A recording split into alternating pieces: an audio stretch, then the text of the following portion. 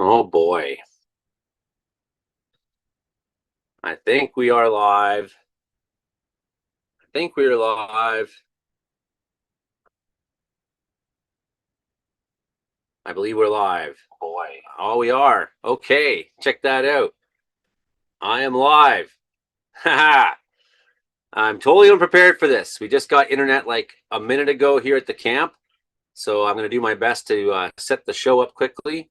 And looks like we're going to have Frankie at least show up here. Brandon Hauk is currently up in northern Saskatchewan. Ryan Vodalainen is where's he? He's somewhere right now. He's like in Ireland. He's in Ireland.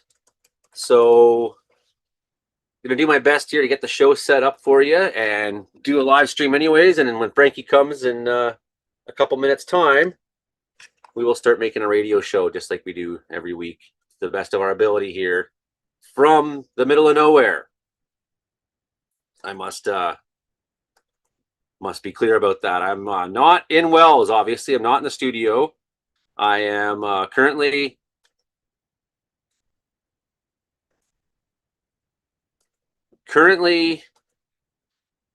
somewhere out in the wilderness from Mackenzie, British Columbia. So for the next 5 days, we're going to be building a fish culvert here, and I'm really excited about it. Hopefully Frankie gets the note that we're back on. And oh boy, I can't even access my chats on freaking Facebook right now. What timing? Enter your PIN. Oh, I know what it is. As if they got to make you do that. See if I can find Frankie here and let him know that we are live right now and that we are actually, I got so many messages from everybody. So I'm going to do my best. I am a go, Frankie. Active 4 minutes ago. Going to do my best here to try to make this happen. And if you give me another minute, we will do just that. Check the chat, Frankie. Okay. So I got lots of videos that have been sent to me today, and I finally have internet. You can finally see people's messages, and there's a lot of them. So that may be something that I want to look at here on the show is how to download some of those videos.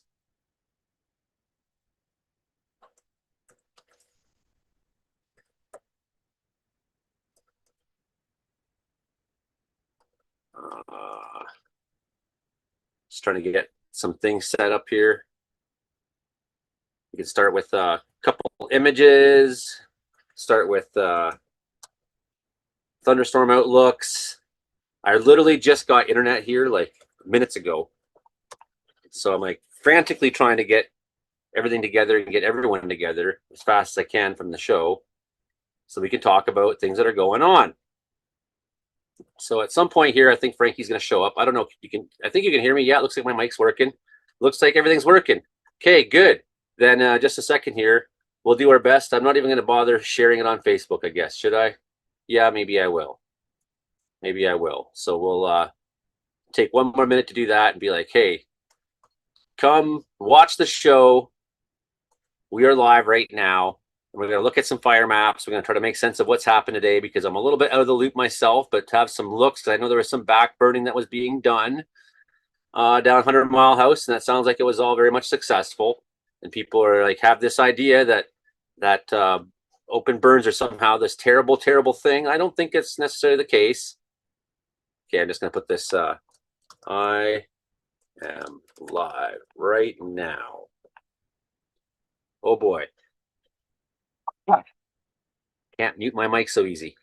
Live right now. Comedeorology, live from the wilderness somewhere. Put that out there, share it around. We'll see if we can get a few people to come on here tonight. I think everybody, I told the cast that we were canceled, and then the Starlink showed up just in time here where I'm camped out. So with any luck, things will work smooth and we'll keep going and we'll do a show as best we can.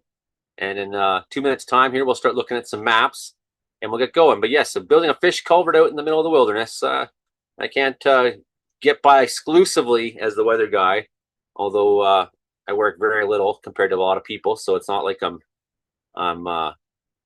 not succeeding at what I'm trying to do here, but it's quite not quite enough yet. So trying to get to that next level. We make this radio show every week. This would be the 253rd episode of it. And we have a lot of fun. I'm just sharing the link around. Set it on Interior Weather and Wilderness Watchers. That's the group I run on Facebook. Make sure you go and join that, because it's a good group.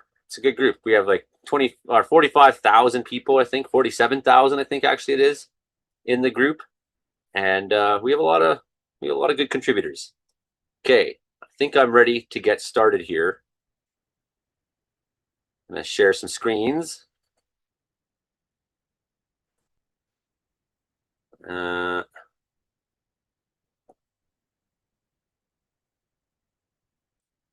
it's going to be weird because I'm going to be like looping myself here for a second.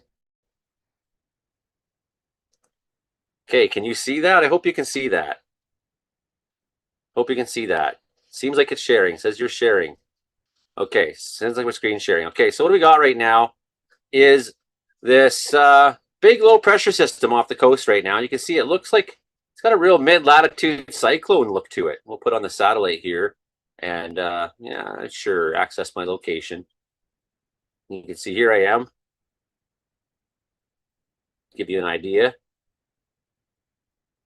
As we zoom in, see if it has me right or not. No, I'm definitely not there. But that's where the company's, that's probably where the boss's house is, somewhere around there. We are actually, if you go up to the Mackenzie Junction, of course, there's a lot of cloud in the way right now. Go up to the Mackenzie Junction, up here, McLeod Lake, and we are out in this neck of the woods at the foot of the Rocky Mountains right over here. I'm going to build a bridge here. Okay, so we got a big mid-latitude cyclone, and I'm going to scroll out here as best I can. And this mid-latitude cyclone, it looks like something you might see generally in the month of November. It's got that real classic, look to it. You can see it's really fully wrapped itself in. The low, it's not that low, 10, 12, not that low, but it's got the nice comma shape to it. So you have the warm sector here. The warm sector, unfortunately, is visiting our friends in southeastern BC. They'll be the recipient of the warm sector in this system, which means they're going to be still in fire weather through the weekend. In fact, if you go to the Washington border, we can maybe look at some things here. You go to the Washington and Idaho border country, roughly in there, they're going to have some extreme fire conditions on Saturday, I do believe. So we we'll hope the best for them. Whereas you can see BC's getting more and more clouded over from this outer band of the mid-latitude cyclone that's coming in on us. Already seeing some rain in Vancouver Island. I'm sure up the coast there's no radar up there. But if we turn the radar off and we go to infrared, you can kind of see where the tall clouds are that are most likely causing precipitation. I doubt there's much going on in the Caribou. Just some tall cumulus clouds, I'm sure, in there. Yeah, pretty tall. Minus 35 the top, minus 45. That's pretty tall. But you can see most of this energy is kind of up against the coast here, right? If we put that radar back on for a second, we'll go to visible here and we'll put the radar back on. And oh no, there is some rain happening in the Caribou. There you go. Looks like there's a little bit. Just a tiny bit of rain in the Caribou. So I don't know still if Frankie and them can find me on here. I just want to take a second and try again to make sure they have the link properly. So that's what I'm going to do for one more second here, because I do want to make a radio show. That was the goal here. And if they're not coming, that'll be hard to do. I'm going to just make sure Frankie has the link there. And then maybe we could take some time and download some of these videos people have been sending me. Just a totally different setup on my laptop. So I'm like really trying to just piece my way together here and figure out what I'm doing.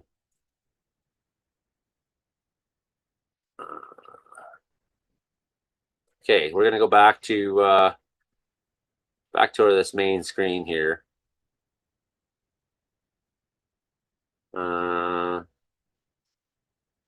Okay, so we have this mid-latitude cyclone that's coming in. This is the good news for a lot of BC because basically you can see where the dry line more or less is here. Unfortunately, we'll turn on fires for a second here. Maybe some of our fires underneath this bank of cloud or some of these cumulus fields. Looks like our big fire is underneath some cloud right now. Maybe that's some smoke, some discoloration here. So that looks to me like smoke. That's definitely a smoky color, isn't it?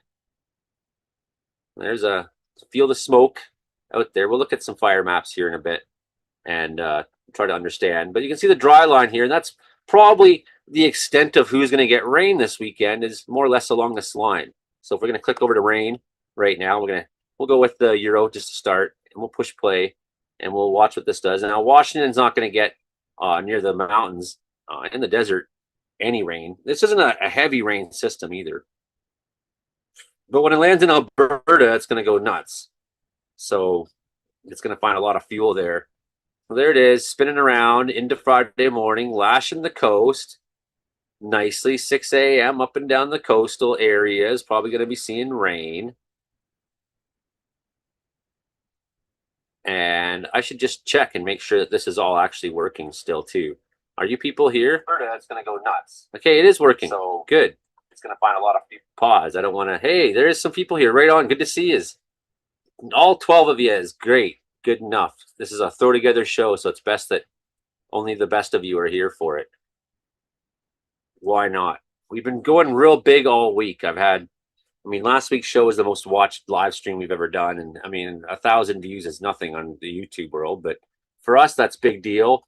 People want to talk about weather in BC just this one time, in the middle of the summer. Look at that heavy rain there coming Friday night up into the, so there'll be maybe some bands of rain through the Caribou and through the Prince George regions tomorrow. But here's the main energy. The low is trying to come inland, it's trying to transition inland as best as it can. You can see it there, nailing some of the areas that we'd like to see, but not quite enough. Not quite enough. We definitely had some fires in the coastal mountains, near Mount Currie on Lillooet Lake that we were kind of worried about. Okay, so here's the big show on Saturday, the rain. Well, we get some sunlight in there, get some warmth, and you're going to see some of those pop into some pretty good thunderstorms on Saturday afternoon. So it looks like Prince George area, maybe even a little bit here in northern BC. Looking at that, that looks nice. Looks like we're going to have a lot of lightning right down until you get to the Kootenays and get to that, Okanagan, where you're in that dry slot. That dry slot likes to go up the mountains. That's because of orographic lift. Basically, the mountains work like a big ramp, and the storms just jump the mountains, more or less, right? That's the easiest way to explain the adiabatic process, because what happens is when the air goes over the mountain, then it has to sink. So when it sinks, then it dries. It's long story short. Now look at this low. It transitions over to the Alberta side and gets nasty in northern Alberta. Fort McMurray is going to get a nasty show Saturday night. I don't think a lot of our storms in BC are going to be super, super strong. I don't think they'll be super strong. We could look at, there's some Cape value there, but you look at the Cape value in Alberta. 3,000 joules in the Edmonton area. That's good. Maybe Edmonton will get a better show than it looks like. But I would think that if you're at the top end of this, like you saw on that, sometimes the Cape kind of works like a big arrow. And if you're at the top of the arrow, that's where you want to be for your thunderstorm. That's the logic that we used a couple of times on our tornado chasing trips and kind of just put us right in the right area to be in. Convective available potential energy. That's what CAPE stands for. How much energy, how buoyant is the air? How able is it to rise? How able is it to rise? So this is some nasty looking stuff there in Alberta, north of Edmonton. Nasty. 2,000-3,000 joules at different times. We go a little bit earlier in the day. When does it show up? Still there in the morning. At 5 a.m. it's there. Look at that. So they're going to have another big superstorm weekend. It's like your weekly Saturday night main event in the prairies. Saturday night's main event in the prairies. We're going to come back to this in a second. I still just want to make sure that I don't think Frankie got the message. I think he got the message that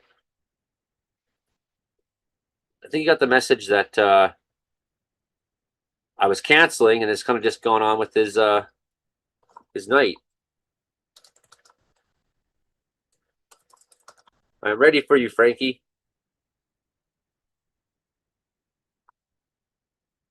You want to do this?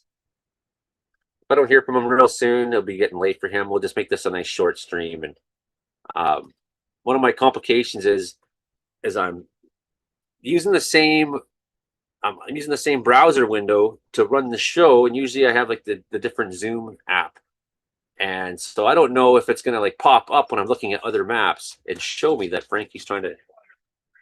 Oh, we got a water delivery. Yeah, just leave her there, I guess, Daryl. Okay, so yeah, you just or bring it in, whatever. Doesn't matter. Thank you.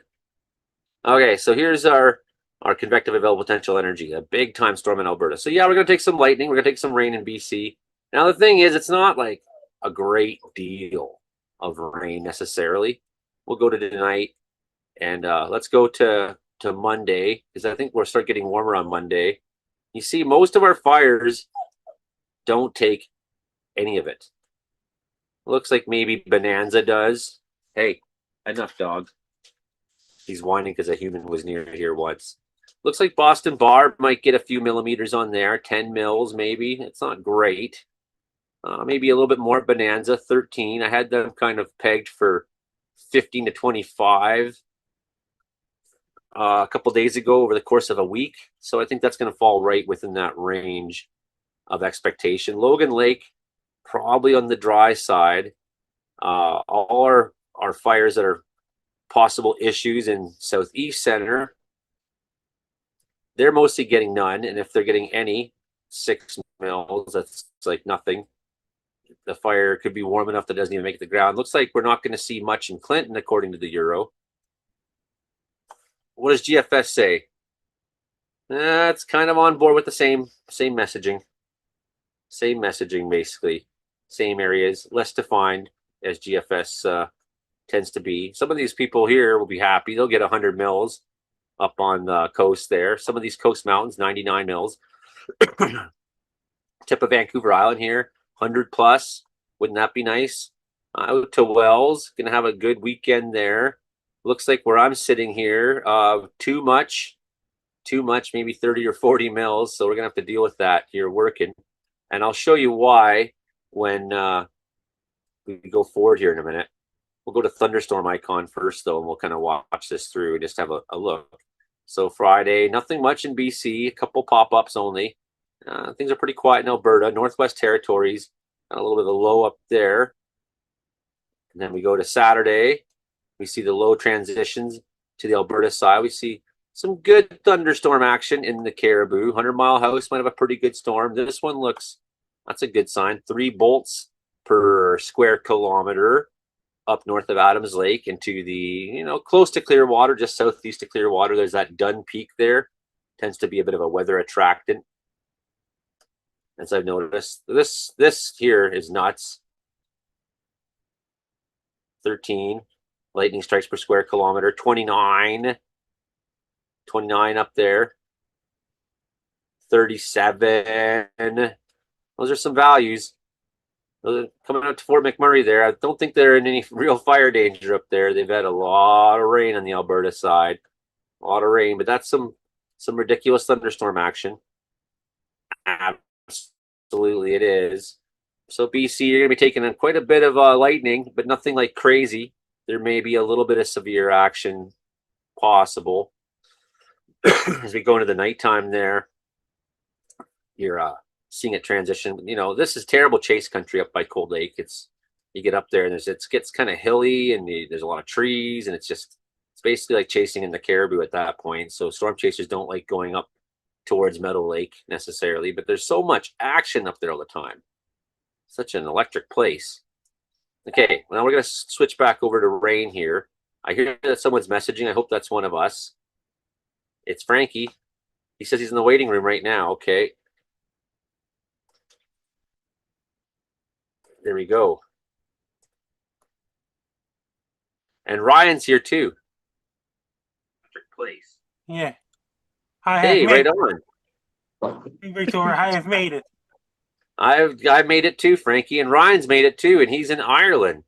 Hello Yes, from Dublin. Ryan's in Ireland. And Brandon Helks in Saskatchewan. He is. He is. Well, looks like we can maybe do a show here then, Frankie. Yes. Want to try to pull this together as best we can? Yes. Okay, then I'm going to record to the cloud. And I was supposed to have This meeting is being recorded, it said. All right. So welcome, AC for 88.7, CKUW 95. I'm already getting all my things mixed up. And Kamloops there, CFBX 92.5, 95.7 in Winnipeg, and CHLS 100.5 in Lillooet.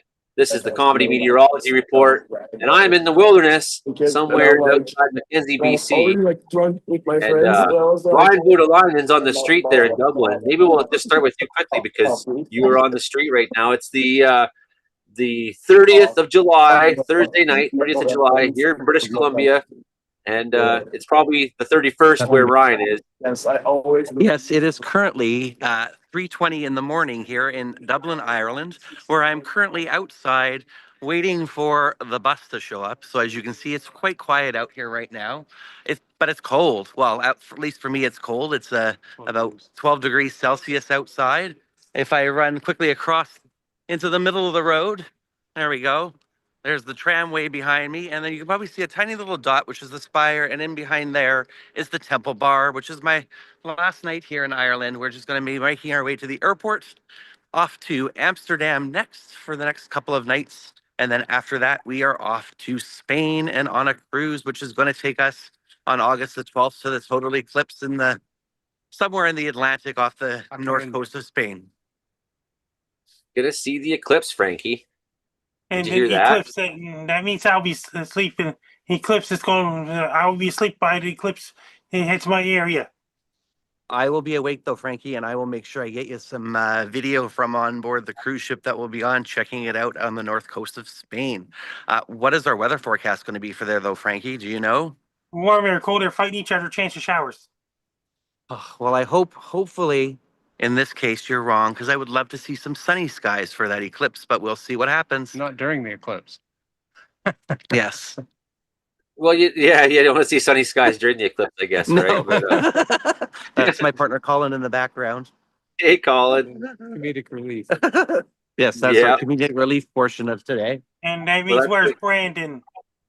The Comedy Meteorology Report, it fits, it works, right? Brandon's in Certainly northern does. Saskatchewan, and he keeps posting pictures of himself saying he's fishing, but he hasn't posted any pictures of fish yet. And what about Mark Engels? I don't know where Mark Ingalls is. I think everybody got my message earlier that I didn't think I could do a show tonight, and then they all said, "Okay, great." And now for Frankie Bus. McDonald. And I missed it. And of course, here comes my bus, and I'm not going to be rude and be on the air on the bus. But once we get to the airport, maybe I can check in again and see if we're still on the air. I'd like that. Looks like we'll Perfect. be 7:20 our time right now, so it looks like we'll be till 8:20 our time to get the radio Sounds cut. good. We'll be back shortly. Right on. Good luck. Thank you. There's Ryan Voutilainen, and he's in Ireland. I was just in Vegreville, Alberta with him, Frankie. Now I don't have the sound effects and the music clips for the show, so I'm gonna have to sing it, okay? Whether it's cold, whether it's he's got the weather we got. Oh, Frankie. Oh, Frankie. Da, da, da, da. Okay, we can do that one too. Gentlemen, Frankie McDonald. We could do that one too. That's the show intro, not the Frankie intro. Frankie, the weatherman. Frankie, the weatherman. Who? Frankie. Who? Frankie. Boom, boom, boom, boom, boom, boom, boom. Ladies and gentlemen, Frankie. I'm doing great so far. There's lots of rain heading towards Dayton, Ohio, where Jason Mercer with Cookies lives. Hey. And lots of rain aiming towards Jason Marshall Cookies' hometown this week. It's going to bring lots of rain all across eastern United States this Monday and Tuesday because of blocking high pressure system all across the entire eastern United States in America. Everybody wants to know what the weather's going to be like in BC, Frankie. Lots of rain heading towards BC this Saturday and Sunday coming up from interior BC. Then it gets snow up in the mountains in Alberta too. I was about to tell everyone that there's a chance of snow this weekend. Can you believe that? In fact, Yeah. really close to where I am, Frankie, because I'm in the And North the- Rockies. And it's going to be And, extremely hot where Gary and Dino and Phoenix is. In Scottsdale, Arizona's going to get extremely hot weather. Utah, Nevada, California, Los Angeles, and Western United States going to get extremely hot this weekend coming up. It's going to bring really, really hot temperatures and lots of thunderstorms all across eastern United States and western Mexico. A lot of rain and thunderstorms in the forecast in Mexico next week as well. And the weather all across. And the weather all across the eastern Pacific. A lot of rain and thunderstorms going on in Guatemala, Costa Rica, El Salvador, Nicaragua, Honduras, Panama, and the weather all across South America this week is a lot of rain going on in parts of Colombia, parts of Venezuela, parts of Bolivia, parts of Ecuador, parts of Peru. And northern Chile is really, really hot right now. And lots of rain going on and lots of snow in the mountains in Chile. And rain in the coastal areas of Chile and southern Argentina. There's lots of snow right now. And Brazil is really dry right now. They got some rain in coming off the coast of Argentina. Then it's going to bring Stanley Falkland Islands. It's flurries in the forecast. So Russia, Argentina is really cold there this week in the southern hemisphere winter. And the weather all across the United Kingdom is. Then it gets a cool weather heading towards the United Kingdom. It gets a hot weather in France, Spain, Portugal, Germany. It's really cold in Norway, Finland, Sweden. You got winter like cold aiming towards parts of Norway this Monday coming up. Finland, Sweden, and Poland. Lots of rain thunderstorms in Poland too. And it's really hot in Italy, Croatia, Bosnia, Romania, Serbia, Bulgaria, Macedonia, Albania, Czech Republic, Slovakia, Greece, and Turkey. It's extremely hot right now, so it's lots of rain thunderstorms going on in Morocco, including Rabat and Casablanca, Morocco. It's really, really hot and dry in Algeria, Egypt, Morocco. And lots of thunderstorms going on in northern Belarus and southern Russia. It's really dry, hot and dry in Sochi, Russia. In the forecast, it's really hot in Moscow, Russia too. And the weather all across Japan and East Asia. Lots of rain going on in Japan, including Tokyo, Kyoto, and all those places. There's a typhoon heading towards Okinawa, Japan. It's going to aim towards China in around August 10th. A lot of rain thunderstorms going on in Vladivostok, Russia as well. In Tonkin in southern China, including Philippines. A lot of rain thunderstorms heading there. Then it's going to be typhoon off the coast of Japan on Monday. And a lot of rain thunderstorms going on in Philippines, including Vietnam, Laos, Thailand, Cambodia, Indonesia, Singapore, Malaysia, and a lot of rain thunderstorms in Wuhan, China, Beijing, China, including Malaysia, Singapore, Bangladesh, Myanmar. So much rain thunderstorms going on in Mumbai, India during the monsoon season. So it's Delhi, India, and Sri Lanka. We got some rain thunderstorms in eastern Pakistan. It's really dry and hot in Afghanistan, Iran, Iraq, Syria, Israel, Jordan, Lebanon, Kuwait, Oman, Yemen, Qatar, United Arab Emirates, Saudi Arabia, and all those places right now. It's really hot there right now. In northern Africa, it's really hot in Sahara Desert. A lot of rain thunderstorms going on in Nigeria, Ghana, and Santiago in Africa, and Gabon, Congo, DR Congo, Uganda, and all those places. There's lots of rain thunderstorms going on in some in southern Africa. Is not enough rain and thunderstorms going on. It's really dry in Angola, southern Congo, Uganda, including Namibia, South Africa, Mozambique, Tanzania, Zimbabwe, Zambia, and all those countries. And it's dry outside, but a little bit of showers. So Mozambique, Madagascar, La Réunion, and Mauritius Islands. This week you got some cold air off the coast of South Africa, and weather all across Australia is. Perth, Australia is cool outside right now. Then it got some cold air aiming towards Sydney, Australia, Melbourne, Australia, Brisbane, Australia, and Tanzania. It's really hot in Darwin, Australia, Townsville, but dry.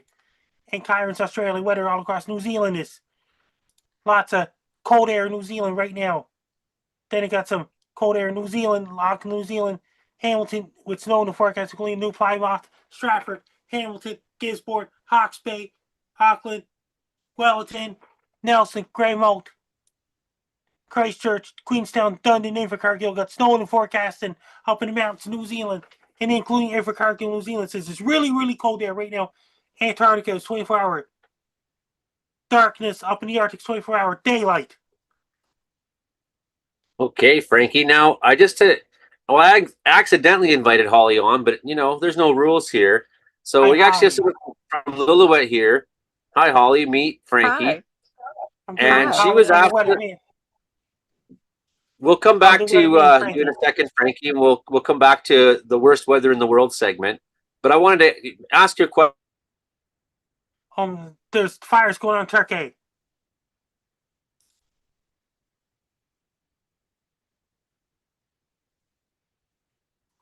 Joey's frozen.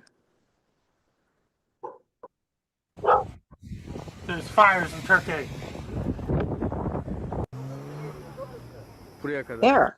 There are fires everywhere. Çok üzgünüm.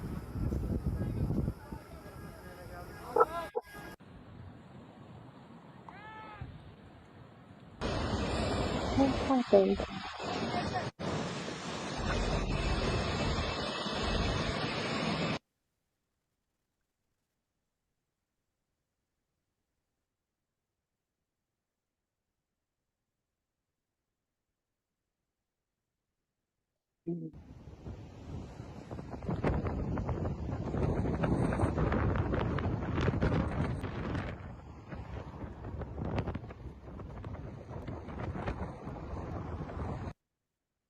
It's over in Japan. 야만 두드리다.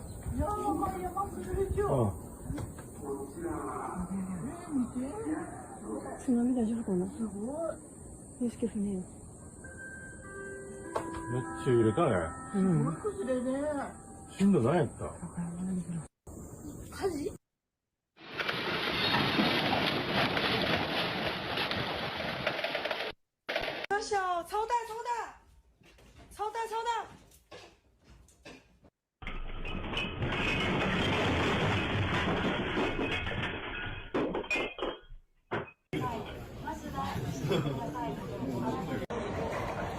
Frankie, is this the earthquake that happened in Japan Yes, it a couple is. days ago? Yeah. Amazing.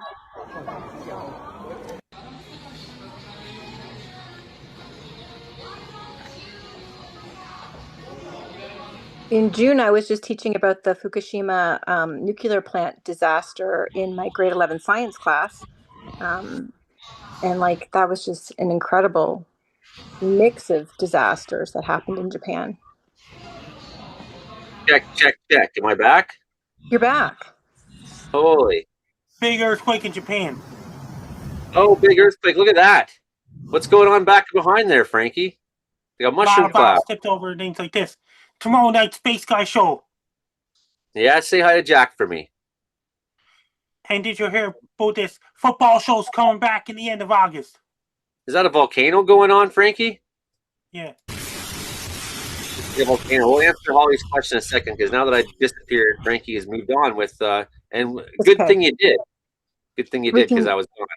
We can do all the things. We can talk earthquakes in Japan. Hopefully, we don't have Mount Meager erupt here locally. We don't need volcanoes on top of fires. Low chance. That would be disasterific.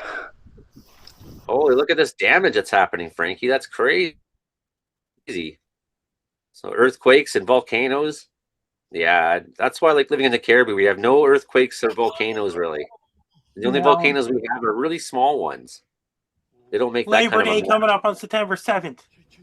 It is. Yeah, the kids will go This back Sunday to school. coming up there, so lots of thunderstorms in the forecast for Dayton, Ohio. There's going to be a lot in Alberta and Saskatchewan this weekend, Including Jason Marshall. including Jason Marshall in Dayton, Ohio. Yeah.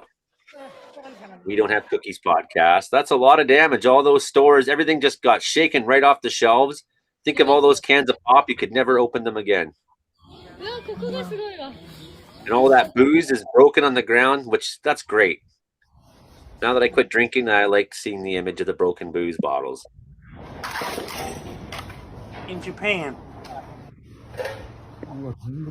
So that's why I let Holly on the show to cover for me. It was I don't know accidental. her. Did I any meant to good send her job. just the link to the YouTube link, and then I accidentally sent the show link. I was like, well, you can come on the show too if you want. We Well, have no you rules. sent it, She and I said, was like, did he mean to send me a Zoom link? I'm gonna click it. Maybe I actually didn't get Joey. Maybe I got one of his like imposter accounts, and this is like, and I was like, I'll just follow the rabbit trail, like just see what happens. well, we have no rules. And Holly said, I like no rules. I love no And, then, rules. and now you saved the show. Not at all. There you go. Now you're like a full-time comedeorologist. I love it. I love Over it. in Spain. Look at the wildfires in Spain. Really bad fires there in France and Spain, Frankie. 80,000 people had to evacuate in southern France. They never had fires like this before. What's And the word people that are everyone mad. uses? Unprecedented. You know what they did is they sent all the firefighters to the rich town at the ocean side, and then let this like working class town burn down. And there's a lot of consternation because France is pretty class aware. Class aware there. You got Huey looks like 212 helicopter there, a Bell 212 bucket ship. One lone bucket ship heading into this like horrific haze of fire in Spain. Orange skies, just like you saw in the Caribou through last weekend. Firestorm material. Tall flames burning in the trees. We are very lucky we have not orange skied here in Lillooet. No, and your fire. I've been telling, of course, Cora, who runs CHLS, been telling her that. Oh, I love Cora. She's a good friend of mine. For the most part, I've been pretty okay with where your fire is at in Lillooet. But then you asked the question about the winds. That's my fear. Towards Jason Marshall on Saturday and Sunday with thunderstorms. Jason Marshall. Yeah, if you If got we more. got a thunderstorm, like a real cracking thunderstorm in Lillooet, I would be surprised. I think you're going to get just missed. But here's the thing. Here's the Usually thing the that way. I'm going to show you now that isn't the great news. Actually, maybe I'll just go back a little bit because I've kind of explained to everybody before the show that we have a big low out in the Pacific Ocean. Really well-defined, beautiful mid-latitude cyclone, something like you'd see in September. I hit the satellite on, and I'd like to see it do the satellite thing. Here it comes. Here it comes. So it's got a real comma shape. You can see the warm inflow. The warm sector is being brought up to southern BC, which will include maybe not Lillooet. Like you may be under the cooling influence a little bit in the cloud cover, but I think like where the clouds are kind of delineates where to expect a lot of our weather stories this weekend. Our thunderstorms on Saturday. Now you can see the cool dry air is being drawn down behind the mid-lat cyclone, and this is how it feeds. So it's a very different mechanism than, we call them mid-latitude cyclones. It's not the same thing as an Australian cyclone or something you'd get in the Indian Ocean. That's a hurricane, and for some reason we call hurricanes three different things, and no one can explain to me why. But typhoons and hurricanes and cyclones, but they're all hurricanes, so I just call them all hurricanes. But a mid-lat cyclone, no, it's got the cyclonic action to it, but it's feeding on the warm, moist air here, and it's bringing the cool air down behind. So this is like something you see in the wintertime often. It's a very classic looking setup. Not a summertime deep, but it's well defined. It's nice. Now here's the problem: is these things tend to come with a bit of wind ahead. Now, if we look at Friday and we go look at Lillooet, for example, and we try to talk about Lillooet, it doesn't seem too bad, 11 kilometers. But what if we get some wind gusts? Some wind gusts in the afternoon. Well, look at that.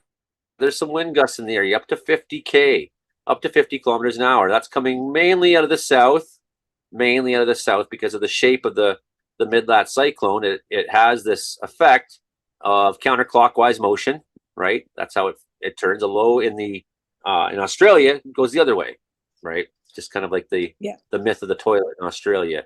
So I've lived there too.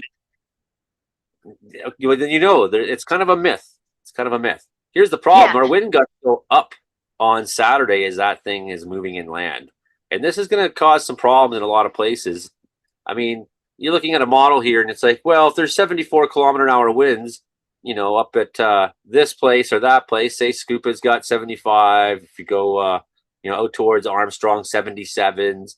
You go look at Lillooet, it's in a little bubble, and you're like, okay, good, thank you. Thankfully, Lillooet's not in that bubble. But I mean, basically, well, there's 63 on your fire there. If wind's coming, we'll get it. It's always windy in Lillooet. Yes, right. So I don't buy this empty bubble that says that you're not going to get wind in Lillooet and Saturday. I feel like it's when the forecast models say that we're going to be like 10, 20 degrees colder than we ever are too. The microclimate really messes with, a lot of prediction models, I think, here. The Canadian model isn't sold on big wind. It's saying 30. So we got a spread of 30 to 60 kilometers in just those two model systems right there. That's a big spread. GFS says a little less. It's a big spread, right? And that does, it is concerning. Now, if we look at the position of the fire in Lillooet, I mean, so far I've felt pretty good about the location of this one. Well, it's been really like high alpine, like top of Mount Brew. And I mean, like that fire started when we were still in school. It was June 24th. So it's been up there burning into the snow, in the rock for some time. And then just when that heat came and the winds came, then it took off.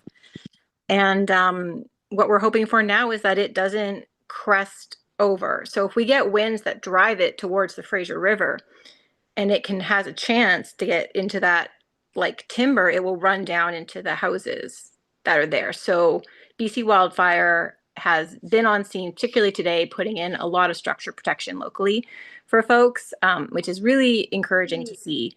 But it's still that waiting game of like holding your breath. Like, what's this? Until you look at it, if that's encouraging or not. It's better than like nothing, right? I always think like support is a good thing. It's like Mr. Rogers, like when there's a problem, look for the helpers. The helpers are here. So that's exciting. I mean, I think for a moment it was even feeling really tense knowing we had the Brunswick complex south of us, and then we had everything exploding in Clinton to the like north and east. And it was like, I don't think there's anybody left to come if we need them. But that's not the case, which is good. No, it's not. It burnt up into like the snow and the rock, like you say, and that's kind of why I felt good about it for a while. It's like, well, it's sort of out there. It's sort of out there. Mind its own business. It's kind of trapped up there. But yeah, now we have like the possibility of the winds, and you can see like even where some of the heat is on this heat map the last day or so. A lot of the heat's been on more the south flank, creeping down the mountain more and more. Yeah, and, where you've got your winds are blowing there. southerly, you could see it come into the valley somehow. It's not out of the question at all. No, so where you've got your cursor there, like it's crossed Cat Creek. And so our helicopters that bucket up from the Fraser all day, every day, they have been running right up that valley, up Cat Creek, which is just past Riley going towards Lytton. So it's the next like major creek over out Texas Creek Way. And yeah, they've been like heavy bucketing up there. But we're getting into more, I think probably more risk of like potential for it catching in the forest surrounding the houses of people out there. And it's a little bit more densely populated where you have like certain spreads of larger flatlands and farms. And then you've got more pockets of people really living in houses in the woods. And so they've done a lot of tree removal. Heavy equipment has been in today. A lot of folks I talked to today had BC Wildfire on site. They put water tanks in yards. They put sprinklers on houses. People have tarped their houses. So more, I would say, action as far as structure protection than I've seen in my nearly 12 years in Lillooet.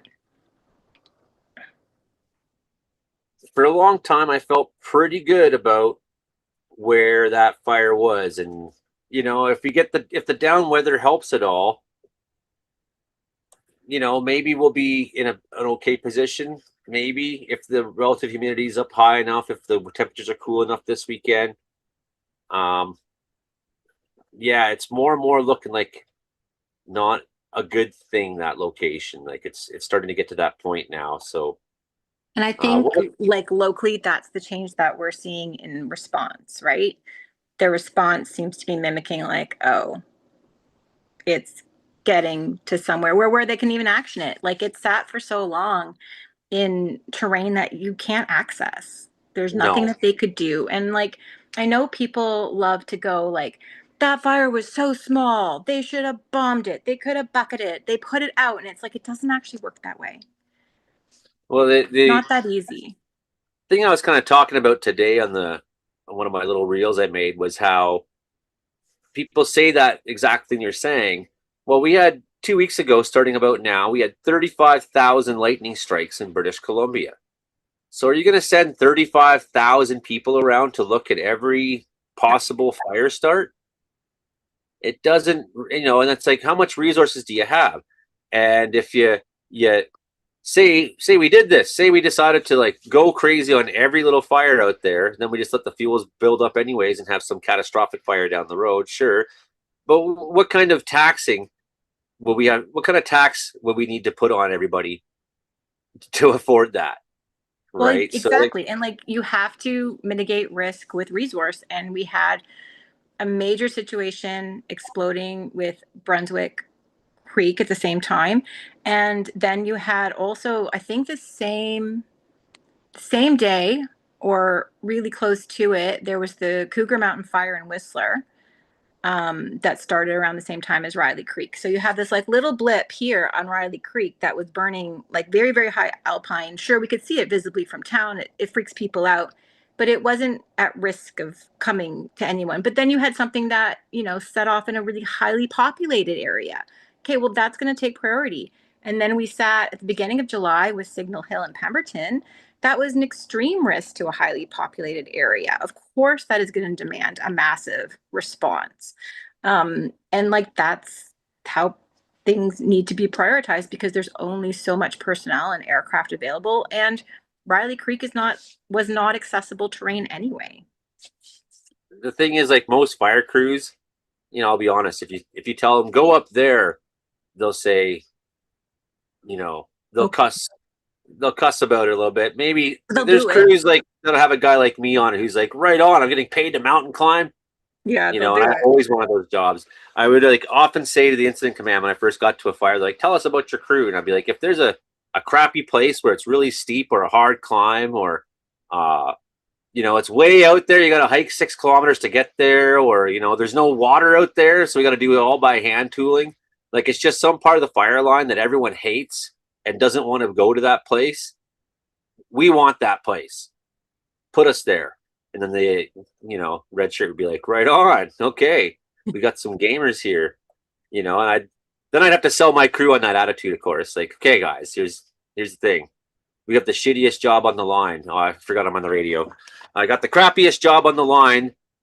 And, but you know what? If we do the crappiest job on the line, when things go crazy, they'll want us to be at the front of it. So, like, I know 2021, I really pushed that crew hard. And then as the summer went on, we got put into more and more hot places. We get trusted with heavier and heavier jobs until we were, the first ones to get called on our fire when something flared up. And they'd like put whatever area we were working, the crew that was in that area, they'd go put them in our area and we'd show up and get to work. So like, we wanted the flames, we wanted the action. I told those guys, if you want the flames and you want the action, you have to want it no matter how crappy it is. So like, everybody a little bit, I've been trying to console you for a while. But yeah, we're definitely coming into August and there's a whole month of fire season easily, and maybe 2 months of fire season available, depending what September does. Does fire season actually stop anymore, really, though? Well, it does. I mean, it lightens, but like, does it? If we're looking at starts that are happening in March and like we're finishing really like well into October, November. Well, the thing is, those March starts usually get put out. Yeah. April starts, like, they don't burn all summer because we come into like, so we have these burn windows. So I consider the main burn window, like fire season properly, to be, our main summer burn window. And then we have this other burn window that is the spring where everything's dead. The snow just melts and everything's dead and dry. And then any spark will catch it if you get into a couple of days of dry weather. It doesn't have to be particularly hot as long as it's windy and everything's very dry and dead. Then you get the green up that happens in May, and everything's green for a while and it rains, and you try to light something on fire and it won't work. It just won't take, right? So you get this period of and sometimes even June is like that. This year it kind of continued into July for most of BC, where we didn't really have great conditions for burning. So No, like we I did understand pretty like well. some fires continue until October, but generally like even the times I've been on late season fires, the amount of activity on them is kind of hit or miss, and mostly Well, we're not miss. doing like rank 5, rank 4. That late season probably. Well, you think that, but I think the biggest single day of burn at the time in Canadian history happened on the 23rd of September 2003, 23.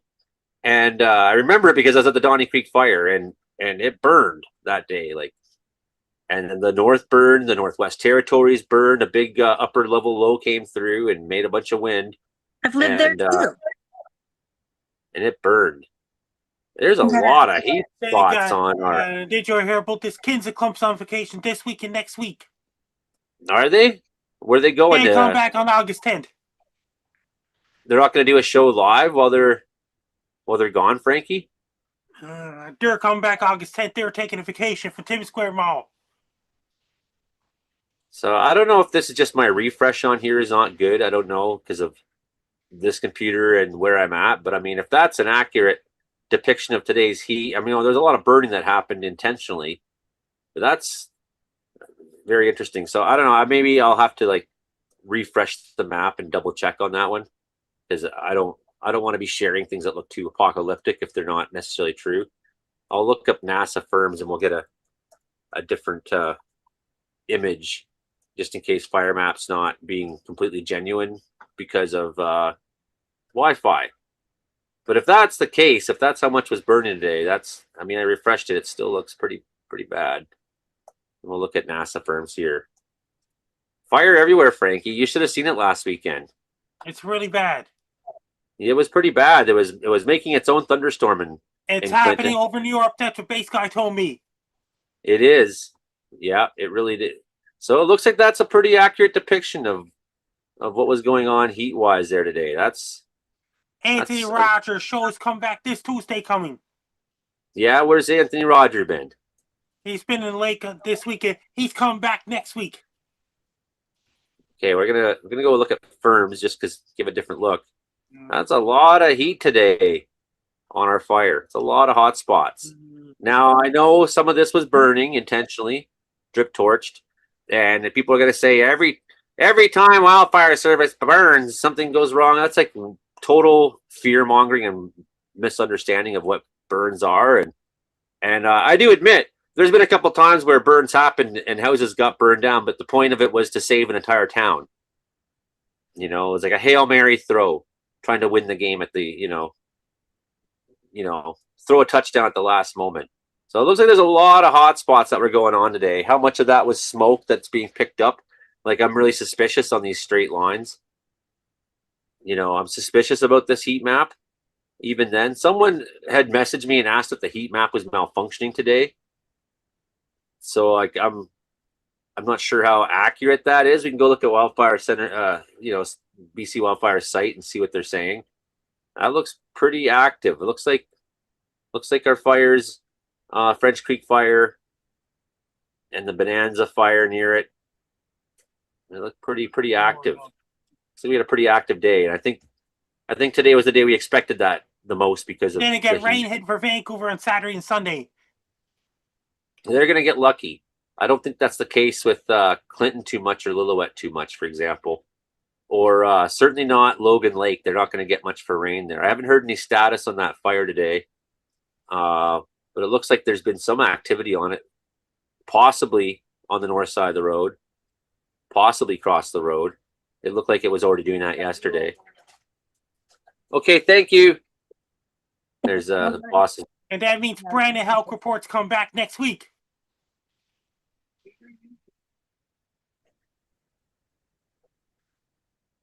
So stop sharing here for a second. The boss is like dropping off jerry cans of fuel and stuff. I'm like, I'm on the radio. Then I got Brandon Health Report coming back next week. I think maybe in 2 weeks. I think Brandon's going to be a little while. But yeah, those heat maps look pretty bad today. However, let's like have a look at some. Mark Angles is away too. Michael Mark McGrath Ingles- is away. Even Mike got a job today. He wants everyone to know how happy he is that he got a job. He got hired by the Sharks Club to clean dishes there, and we're very proud of Mike to do that. So here's the thing: this weekend we do got thunderstorms coming through. Our temperatures are going to be, this is Saturday at 5 in the afternoon. Cache Creek only 22 degrees. If we look at our Whistler or Lillooet fire, and Whistler's only 7 degrees at that time. Very cool. 12 degrees. So these aren't great burning conditions. If the wind can fight that, definitely. Our humidity value is kind of the big thing, is like you're kind of on the cusp. And, being on the dry side of the mountains, probably that 35% is more what you can expect than that 68% on the other side of the mountains. So if you get And that low humidity. Earlier today, I just did a video myself for the Gary and Dino show. I sent it to them. Yeah? What did you say in your video, Frankie? Weather in Los Angeles and Phoenix. I just emailed a video myself to them. It's really unfortunate when you look at the spread of the humidity values this weekend that most of the driest air is going to be right on our fires, and most of the nice cool air that's going to be helping BC. Ryan's back in the waiting room here, actually. We'll let Ryan back in. He's made it to the airport in Dublin. He's coming on right now. So the problem is the humidity there's a lot of humidity available. You're sideways.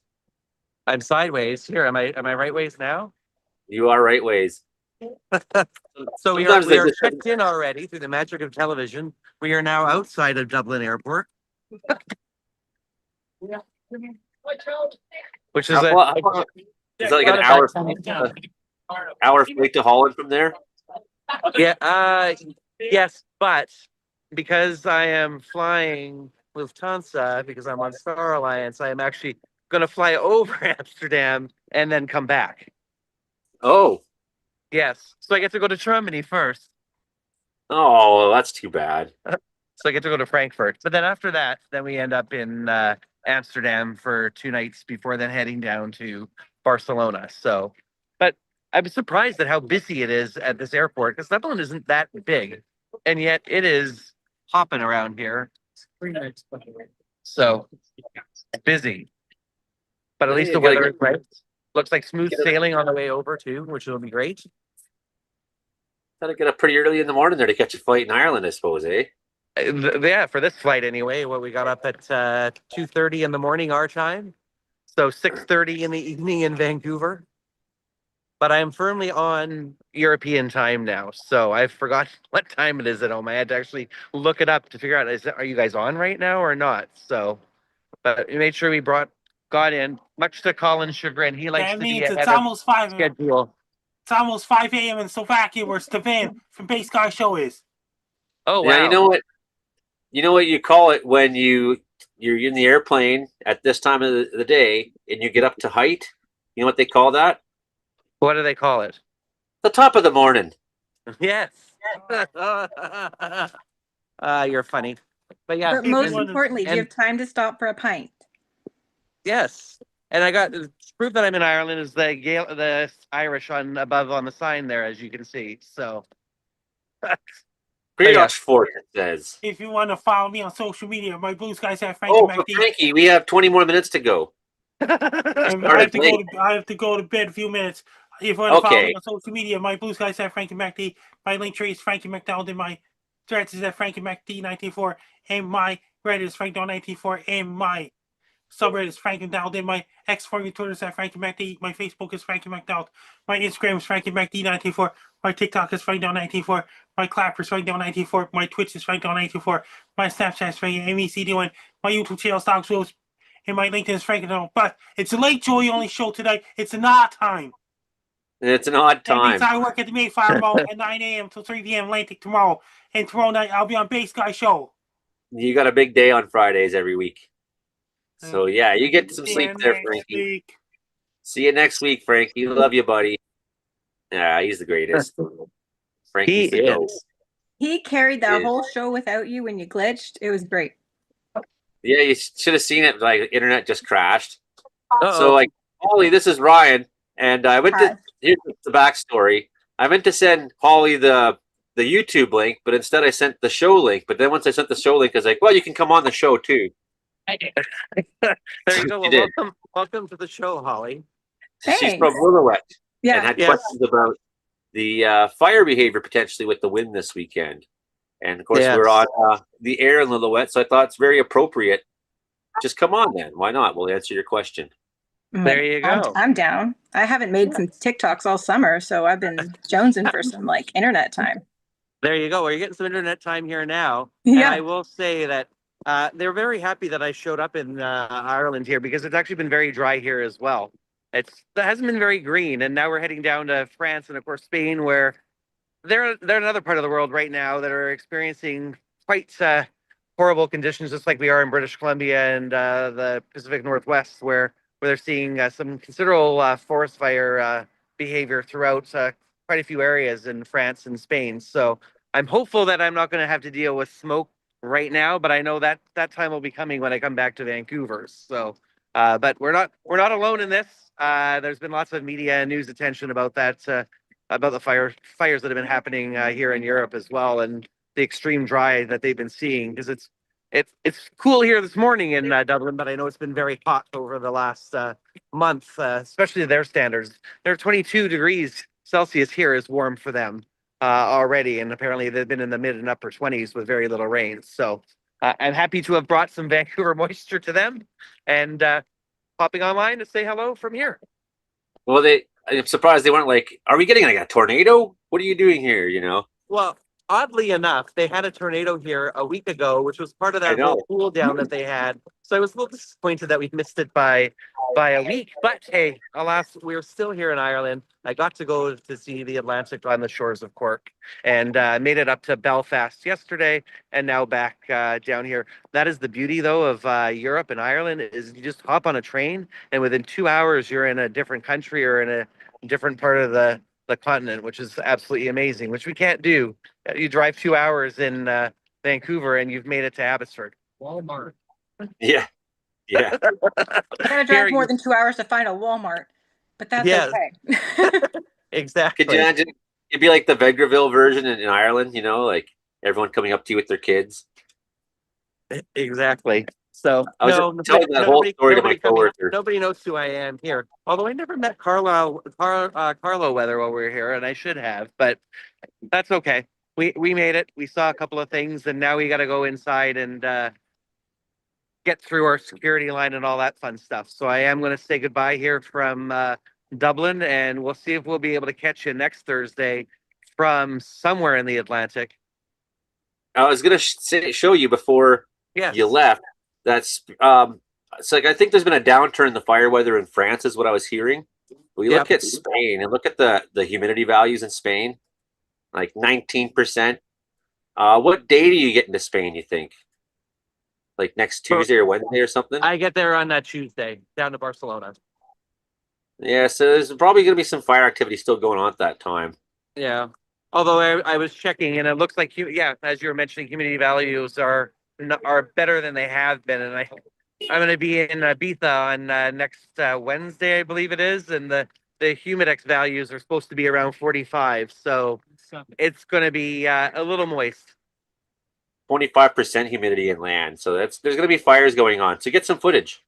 Look how actually this is dry air for Europe, man. Please record it's been very dry. Any fun you have in Ibiza, like I will. That could be a show. And if you guys aren't following me, you can follow me at Brian Voutilainen. And I know my last name's a mouthful, but if you find Joey, and just you'll find me there, and we will do some reporting from Ibiza as well. Definitely. It's my first time. I've been wanting to go for 25 years, and I'm finally going to make it. So I'm excited to go. And now he's really old and going to be beat. That's okay. It doesn't matter. Exactly. No, but there's no age limit when you're in Europe. I have found when you go to these things, so it'll be fun. No. I want to go to like where all the anarcho-syndicalists were like organizing and Yeah. arming themselves in 1936. Right. That's where I'd be going. Yep. Next time, I'll make it there for you. Yeah, well, say hi to my family if you see them in Holland. I will do. Alrighty. Cheerio, everybody in Canada, and we'll hopefully chat with you guys all next Thursday. Right on, Ryan. Love you, buddy. Bye. Have Love a you good guys trip. too. Bye. Ciao. Yeah, we were just together in Vegreville, Alberta 2 weeks ago. So he's been to Alberta, back to Vancouver, and now to Ireland, and going to Unreal. Spain. When you were storm chasing? Yeah, Nice. yeah. I was telling the story to my coworker because it was hilarious that, I'd said because Ryan was in Alberta already, and I'd already said to Hank and Jenny Hagen, to Hank Bleedstra, and I'm going to go to we had this extreme setup for storms in Alberta. So I said, I'm going to go and park at the Vegreville Egg and kind of just wait for storms to fire. It's kind of my sort of storm chasing is to kind of go where I think the storms are going to be and just wait, just hunker down and wait. And it worked really good. We got 4 tornadoes this last month, right? So it's a strategy that works. I could have had 6 if I'd been better at what I do.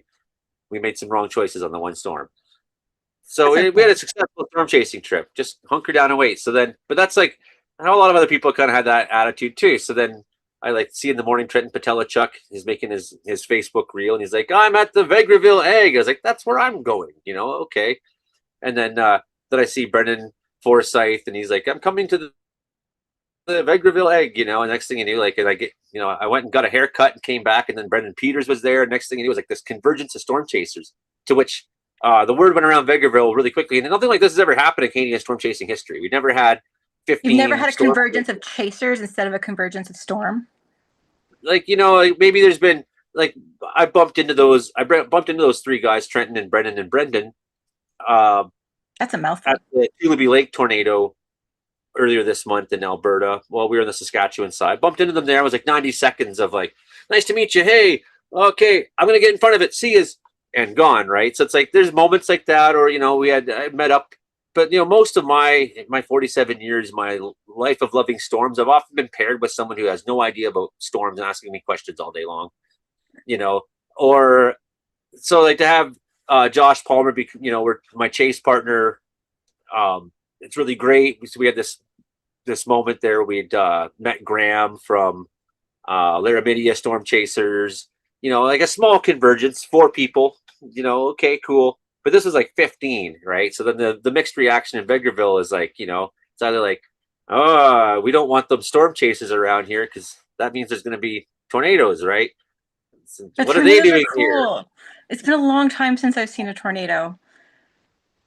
And then instead, people started showing up with their like 12-year-old daughters and stuff who were like, the one girl, she had a Reed Timmer.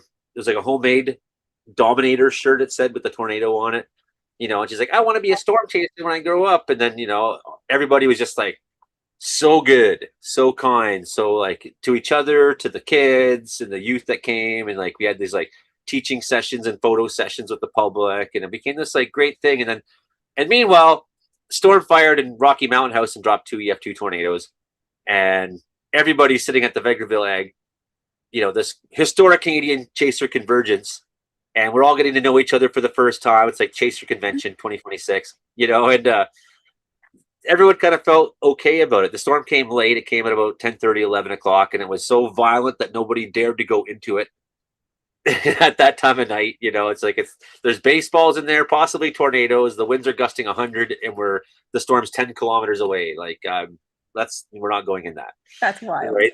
Everybody like just totally flailed, and that's the story of that. But we had this great chance to meet each other, and great moments. So my mom loves to tell me the story of how like we all nearly died in the Barrie tornado, like back in the early 80s. I remember very well that one. Yeah. And my brother, who was a baby, was like really, really fussy, and we were out shopping, and he was just like losing it. So my mom's just like, all right, forget it. We're going home. And we packed up, and allegedly like 5 minutes later, the store was like flattened by the tornado.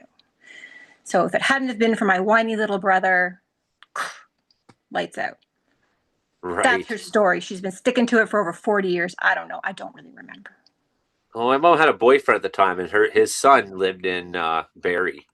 And so when he came for the weekend after that, I had to know like what happened. And he was like telling me all these. I don't know if they're true or not, but at the time, in 1985, I think it was. He's like, Yeah. the policeman pulled the guy over and told him to drive faster. And I was like, really? I don't know if that's a true story. You can outrun it. Yeah, we were living in know. Orangeville. That's where I was born. Right. And I grew up in the GTA. I grew up north of Madoc. So Yeah, I grew up in Stouffville. And nobody knows where Stouffville is. They might I did near Ottawa, now, is it? but then they did not. Just if they knew the flea market, then they knew, right? But anything north of Highway 7 is just not. Yeah, well, I'm north of real. Seven. They call it the civilization line, right? Yeah. Like Markham was like, a whole other world. And then, but I was north of Highway 7. So that's the sticks. In my part of like north of Madoc there, it's like, they shot Quest for Fire like up the road from my mom's house, like a whole bunch of scenes from Quest for Fire. It's like, that's, so they call you cavemen up there, but there's some truth to it. Is this the lore of really how you became passionate about this stuff? Because as a child, you were like ingrained with it, from like this filming around. Well, we had these crazy. I mean, my weather passion sort of started with getting a lightning strike that kind of lit me up when I was very little, and then being very scared of storms, but very fascinated by it too. Like I would not want to look out the window, like for fear the lightning might come in and get me or something like that. Like I was quite. But yet at the same time, we had these big events in Ontario at that time. We had the big storms that rolled through in '83. Did a lot of damage. We had the Barrie tornado in '85, and one of those tornado tracks was like 200 kilometers. Like I came into Hastings County area, and remember being like so blown away by like these tornadoes, because there was I think I can't remember how many tornadoes came out of that storm system that day, but it was like something ridiculous, like 10 or 15 tornadoes dropped in that. Well, I mean, like that was the mark, and if it isn't still the mark of like this is what severe top of like into Canadian tornado alley this is, like that was really, I think, what people felt was like maximum capacity for tornadoes in southern Ontario and like really extreme weather. Like it's like when Hurricane Hazel came and like flooded. That was what I was going to talk about next, was Hugo and Hazel. Yeah, like my aunt's house in Port Credit, like you could still see the watermarks, like from when Hazel flooded it out. But all of that's, actually really long time ago now. I don't know if people even know these things. We had the extratropical lows from Hurricane Hugo and Gilbert come through in '88 and '89. Yeah. And again, like me being at the '89, I'm 10 years old now, and I'm like, there's a hurricane coming to Madoc. Like, well, it's not really a hurricane. That's how I would feel. Like whenever we would get those like tropical, like, oh, is it gonna be a tropical storm, a tropical depression? Oh, it's like really pushing in. And I'd be like, really? Like, are we gonna get like a real hurricane? And like I was always thirsty for that stuff. And like I love a good thunderstorm. It's the one thing about Lillooet that I really miss is we don't get really good thunderstorms. No, you don't get that good of ones. I've seen some lightning up in the Cayuse when I was mountaineering up there. Once in a while, like it's there was a storm down towards Lillooet, and I was at the top of the peaks there above Hubie's camp, and just watching the hair on my arms because the storm's about 5 or 10 kilometers away, and I'm like, I don't want to run down this mountain, but I will if I have to. Yeah, fair. Slight risk of storm tomorrow. Looks like Vanderhoof, you're in the zone. Maybe Bear Lake. 70% rain for us tomorrow, but I'll believe it when I see it. I don't feel that 70%. I don't feel that. I mean, it's not out of the question for a couple reasons, but I don't feel that. Prairies, oh man, I can't wait to go back. That'll be a good show. 4 centimeter hail. Someone's gonna get whacked in there this weekend. Someone's gonna get whacked. I always felt like when I lived in the Northwest Territories and I would go home in the summers to Ontario and then I'd drive back for school, late August, it was like, I always felt like it was like the rush through the prairies to like not get pummeled by some horrific storm and like dent the heck out of my FJ Cruiser. I like purposely set our band tours to be in Calgary, Saskatoon, Winnipeg, Brandon, all those towns in June and July on purpose.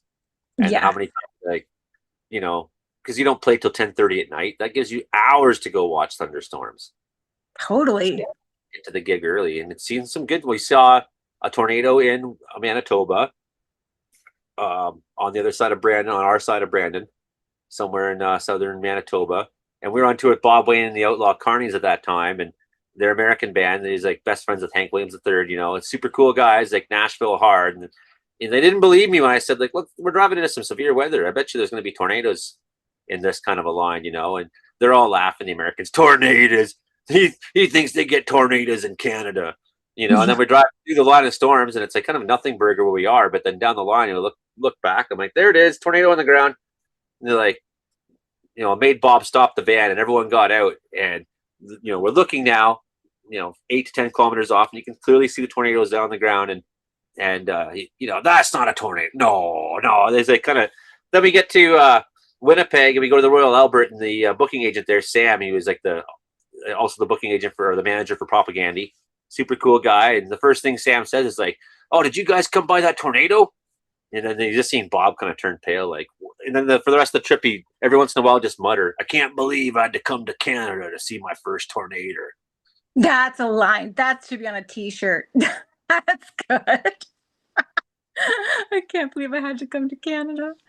That's good. Well, like the storm that came in like last Saturday, I went to Vancouver, and I drove through the pouring rain through the Sea to Sky corridor back home. And the difference in temperature when I got back to Lillooet from when I left the day before was crazy. I mean, that really, really cooled things off for us.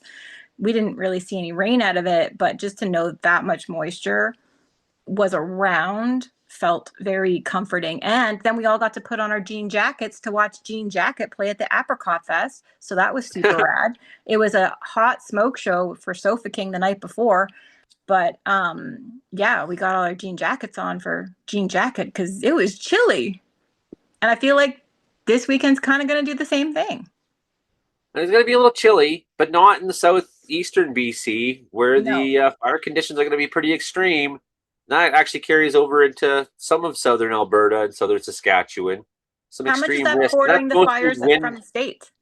This is mostly wind driven, and it's going to be pretty extreme down the state side too. Definitely. I mean, Well, they better keep their smoke to themselves. they better keep the smoke on their side of the border.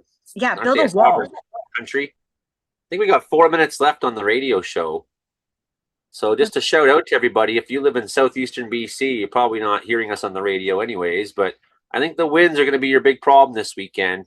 Fires around Cranbrook and, you know, Kimberley, some of the Kootenay fires that are going off. Then we have the fresh lightning strikes that we're going to have in the Caribou and whatnot. I'm not confident that Willowet's going to get that much rain.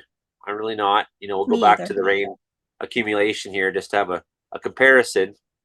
Just a one last look, but through to Monday, you know, European model says like, you know, maybe 2 millimeters somewhere near there. Maybe if you're over by Whistler, you're talking 15. That's great. That's great. Icon thinks a little bit more for the Lillooet area, a little bit more for Clinton. We could hope the Icon model's right. They got 6.3 mils. That's nothing. It won't really do anything but buy some time, but time is what we need. So as many times as we can get time, the better. Of course, HRDPS model doesn't go that far in advance, but you know, it only goes to Saturday morning so far. I have to really refresh and look at it tomorrow. So our best bet's the Euro right now, and the Euro is generally pretty good. It's one of my favorite. I mean, the Euro and the Canadian models are basically what I do most of my forecasting off. I don't look at the GFS for almost anything. Yeah, Lillooet Lake might take 5 mils. They might get lucky. I think they put a couple more evacuation orders in today. For Lillooet Lake area? Yeah, for the 2 Twin Fire. Yeah, the SLRD had a few more alerts for a couple properties. But it would be nice if they got some reprieve there. Well, they kind of have, but it looks like it's thrown some heat the last 24 hours nonetheless.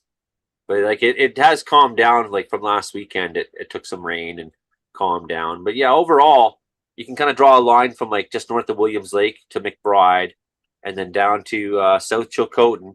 Anybody above there might take a little bit of rain, especially where I live in Wells, might take 25 mils. We always get the rain. We're good. We're on the edge of the rainforest there for a reason. Coastal is going to look really good. They're looking good. You go further north, well, we're not really concerned about fire conditions into the Peace really all that much. They've been mostly pretty good this year. It's been a nice change of pace. Well, I Fort say Nelson. bring them some cool wet and keep it that way. Yeah, they've had a couple hard years up there. They have. And I don't know where my fire. There's our fire danger thing again. We'll just look back at that, and you can see that South Peace, yeah, getting a little bit dry, but Fort Nelson's still kind of in the green, still very low risk up there. And if we look through into the next next week, we're going to see a downtrend for a little bit because of the cool temperatures. We might even get some snow in the North Rockies. Okay, I'll show you that one last thing before we go here. Maybe a little bit of snow in the North Rockies. We're going to have our fire conditions come back when it gets warm next week. And into next week, we'll probably see the heat come back a little bit in BC. I mean, it's August, right? So that's what we can expect. That's what you can expect. But yes, Sunday morning, what's this up in the North Rockies right here?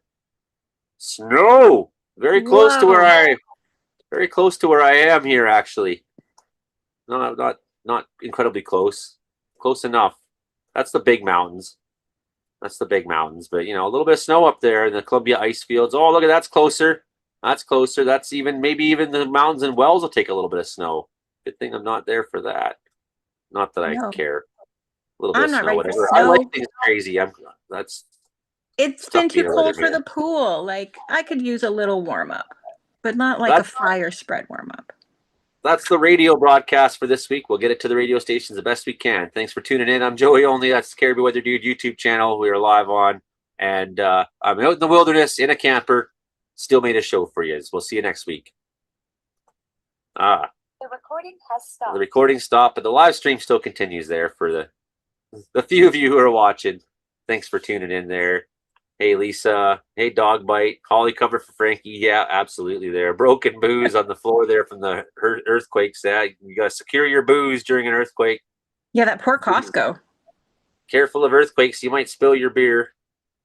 And if we get lucky, we'll hear 5 SQ miter downpour that occurred, 5 meter downpour that occurred for 45 minutes. Yes. Watch Lake has received evacuation alert. We're hearing from Aaron Blake, Watch Lake. So I'm going to get caught up tonight on all the news. And, luckily, hey, Hubie was looking. So we even had, we're talking about, I was talking about his camp, actually. If you're still watching, Hubie, love you. Oh, Hubie was on with us. If Doug Dan is up there watching too, shout out to Doug Dan and the Warriors at Shutika. Much respect to you guys always. Yes, I miss you. I have not been down south much in years, and I need to get my Hubie time in. It's been a while.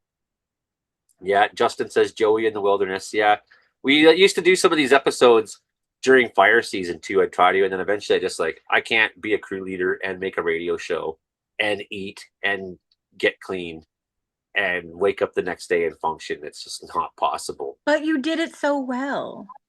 For a while. Yeah, what are we looking at next week for temperatures? I mean, it doesn't start off terrible. Highs of 23 in Williams Lake on Monday. Kelowna 25 maybe. We'll dial back a little bit. Is that the high? Yeah, about that. Tuesday. What are we looking at Tuesday? A little bit warmer. Kamloops hitting 30. Williams Lake hitting 26. This is what I'm concerned about. We're going to get through this nice little downturn where the cooler weather and the higher humidity and the cloud cover will, subdue fire activity a little bit.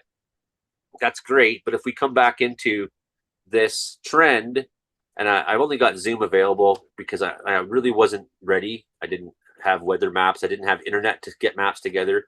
So I'm, making do with what I got tonight. So we're just using the windy to keep it easy. But here we are looking at next Tuesday. And here's a signal that you can remember that if you're ever looking at a map of like temperatures and you start seeing Vancouver Island warming up, you can almost guarantee that we're coming into a heat pattern. Like whenever I see Vancouver Island turning oranges and reds, I know that the heat's on. So that's like, let's now look at this with that in mind. That there you go, little thought experiment here. Oh yeah. Looking at 33s in Kelowna, you can see the heat's sneaking into BC. 28 Williams Lake, 28 at our fire. Now we look at the humidity values. Bad, real bad, 19%. So you're talking close to 30 temperature at Clinton Fire in the Caribou. They need to use this time right now. That's why these backburns are happening, so they can remove fuel before this thing wakes up and goes fucking ballistic again. Yeah, because if we start hitting temperatures in the high 30s and 40s again, it will get really explosive. Now you got 30-kilometer gusts almost. Say Clinton's getting 40 kilometer an hour gusts. You're getting 28 Celsius. You're getting 19 humidity. I mean, just for argument's sake, I'm sure the models will fluctuate a little bit between now and then. You know, next thing you know, this fire is going to be up and running like an absolute bastard. Give it 3 or 4 days of that temperature. That's the big question, is how long does this window last? You can see it's still warm at Vancouver Island on Wednesday, so that makes me think Thursday next week is probably, now there's a week out, so again, these models will change, but now we're looking Thursday, we're looking 32 Kamloops, we're looking 24 in the Clinton area. That's if the smoke from it blowing up doesn't, block out the sun and reduce the temperature. Sometimes fires have a way of like sitting themselves down by being, it's like they're too greedy. They blow up too much, they get too greedy, and then the smoke actually makes us. I've seen it like drop the temperature like 10 degrees once the smoke gets too thick. And good luck with fire behavior at that point. But you're looking 27 in Williams Lake maybe next Thursday. Does GFS agree? It thinks it's going to be maybe even a little bit warmer up along the coast, and even Burns Lake hitting 27, Terrace hitting 29 next Thursday. That's a heat pattern. If this happens, that's a heat pattern, and that's a pattern that's one of devastation and destruction. The best way I can put it. Like, so those 3 ingredients, the heat, the wind, and the low RH, that's what you need for extreme fire behavior. And like, people don't seem to understand like why fires just suddenly wake up. Oh, I hear my generator's stuttering. I better go turn it off. I'll be right back. Oh no, does this make me alone on the live stream? It's a lot of pressure for a noob. Well, I mean, as far as smoke goes, yeah, that's true. Sometimes we'll be forecasting really high highs for Lillooet. We've got enough smoke cover that it doesn't peak into the high 30s and 40s, and it feels like a reprieve, even though you can't breathe. Well, it is a reprieve because it will help sit the fire down a little bit. These temperatures on the Alberta side are crazy. I mean, that's sort of desert down there, almost right by the Saskatchewan border. Yeah. Yeah, the things that are happening south of the border are looking quite intense. Fire's going to go nuts down there. Yeah. I'm just going to say it straight up. Washington's in big trouble with its fire situation. They're going to have heavy winds, low humidity, high temperatures, just continuous. They don't get any benefit from this system that's coming through BC. They're much like southeastern BC, exactly, because they're in line with that they're getting that warm sector of that weather. And then once that weather passes, they're still just warm. So now we are looking at Thursday next week, and it's still not looking good. By Friday, I see a change here. So I bet you if we hit, either rain or thunderstorms, we'll probably see something, boom, and you can see a low passing through.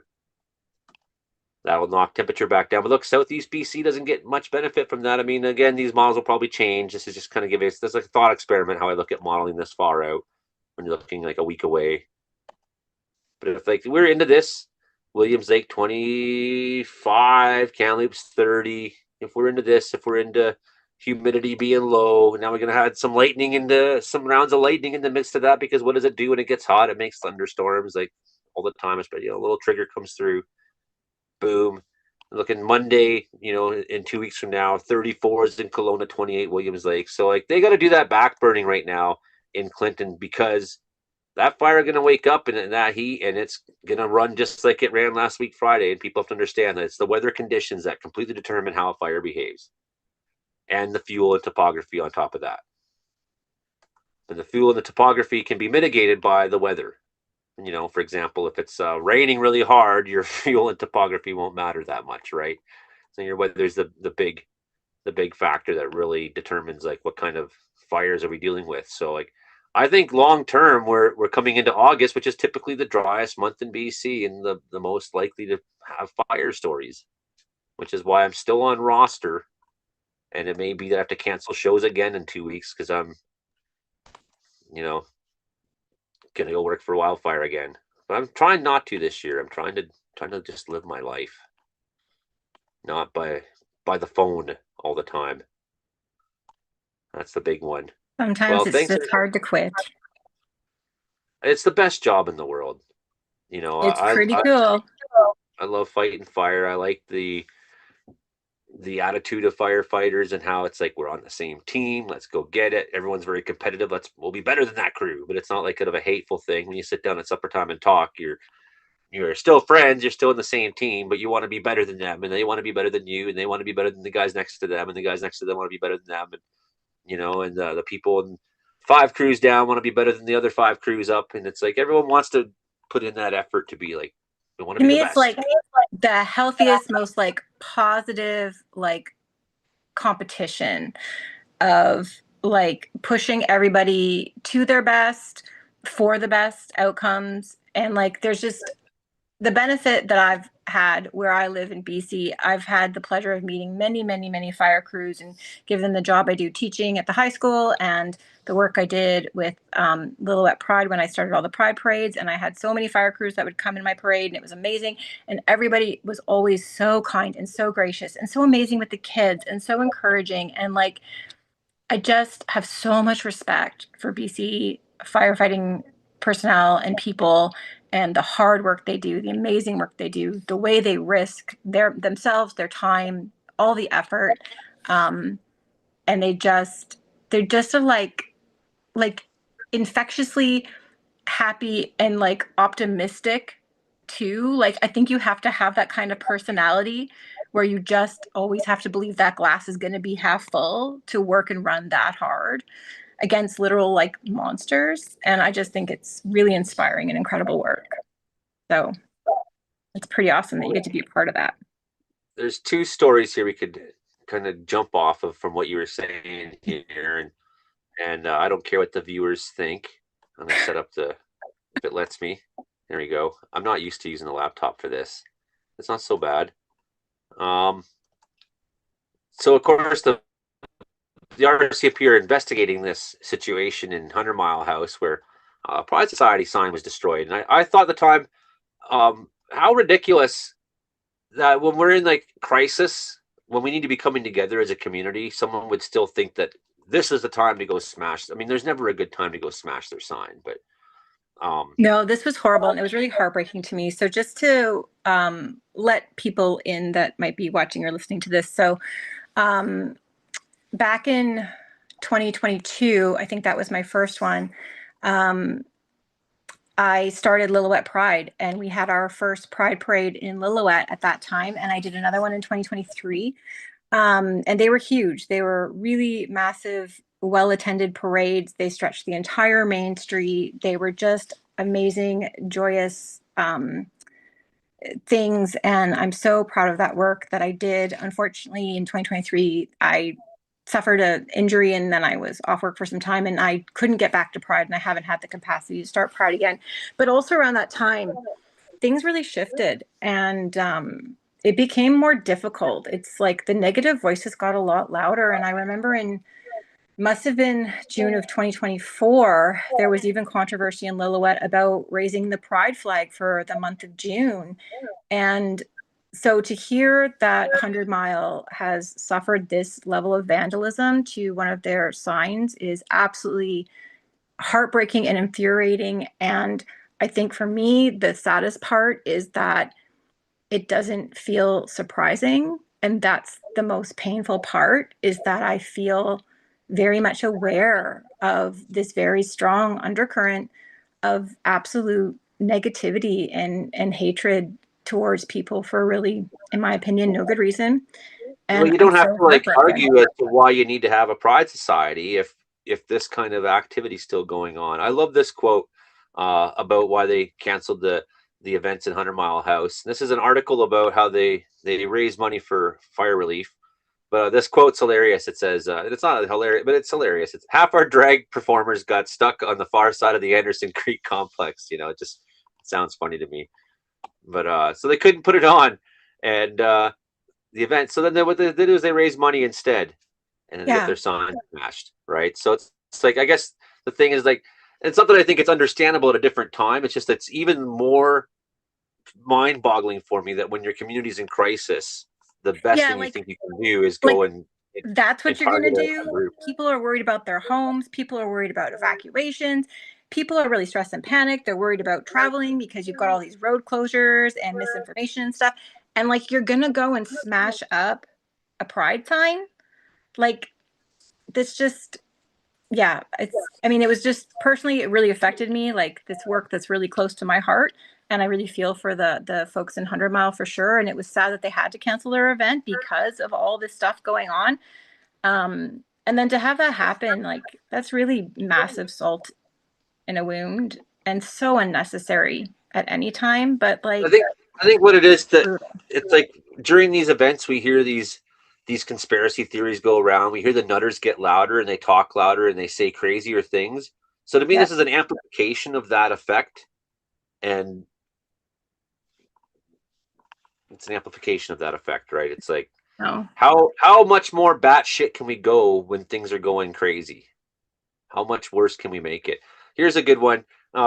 Today, there's another fire in Williams Lake. Somebody's lighting fires in Williams Lake. Someone's purposely doing it, it appears to me. That's my opinion and my protected opinion.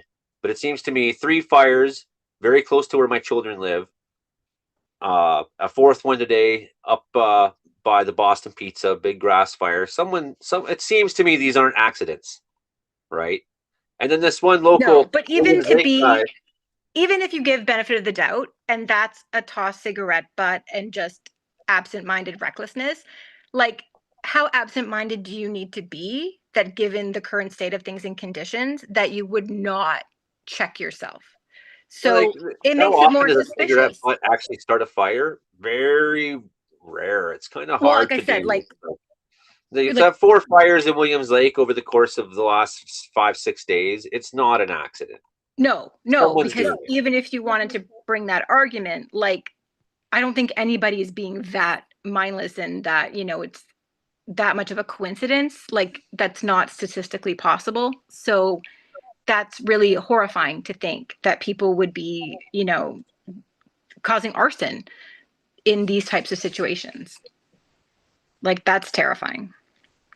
You know, I'll get to kind of the point of what I was going to say about that, but I'll divert for a second, because even here, Otto Miller's writing me. He says, small fire popped up near the train tracks, 83 Mile. Choppers dropping on it, like 3 kilometers from my property. Haven't heard any thunder today. Cigarette flicker, maybe, he says, right? Well, you know, what happens is we haven't had very hot weather. So you get a lightning strike out there when it's been raining, and, you know, the lightning hits an area and it candles up a tree maybe, and a bunch of stuff falls on the ground and kind of smolders around there, and doesn't have good burning conditions. You know, it rains a little bit, but the rain's kind of protected a little bit by the tree, so it sort of lives down there. It's okay. It's just a few embers.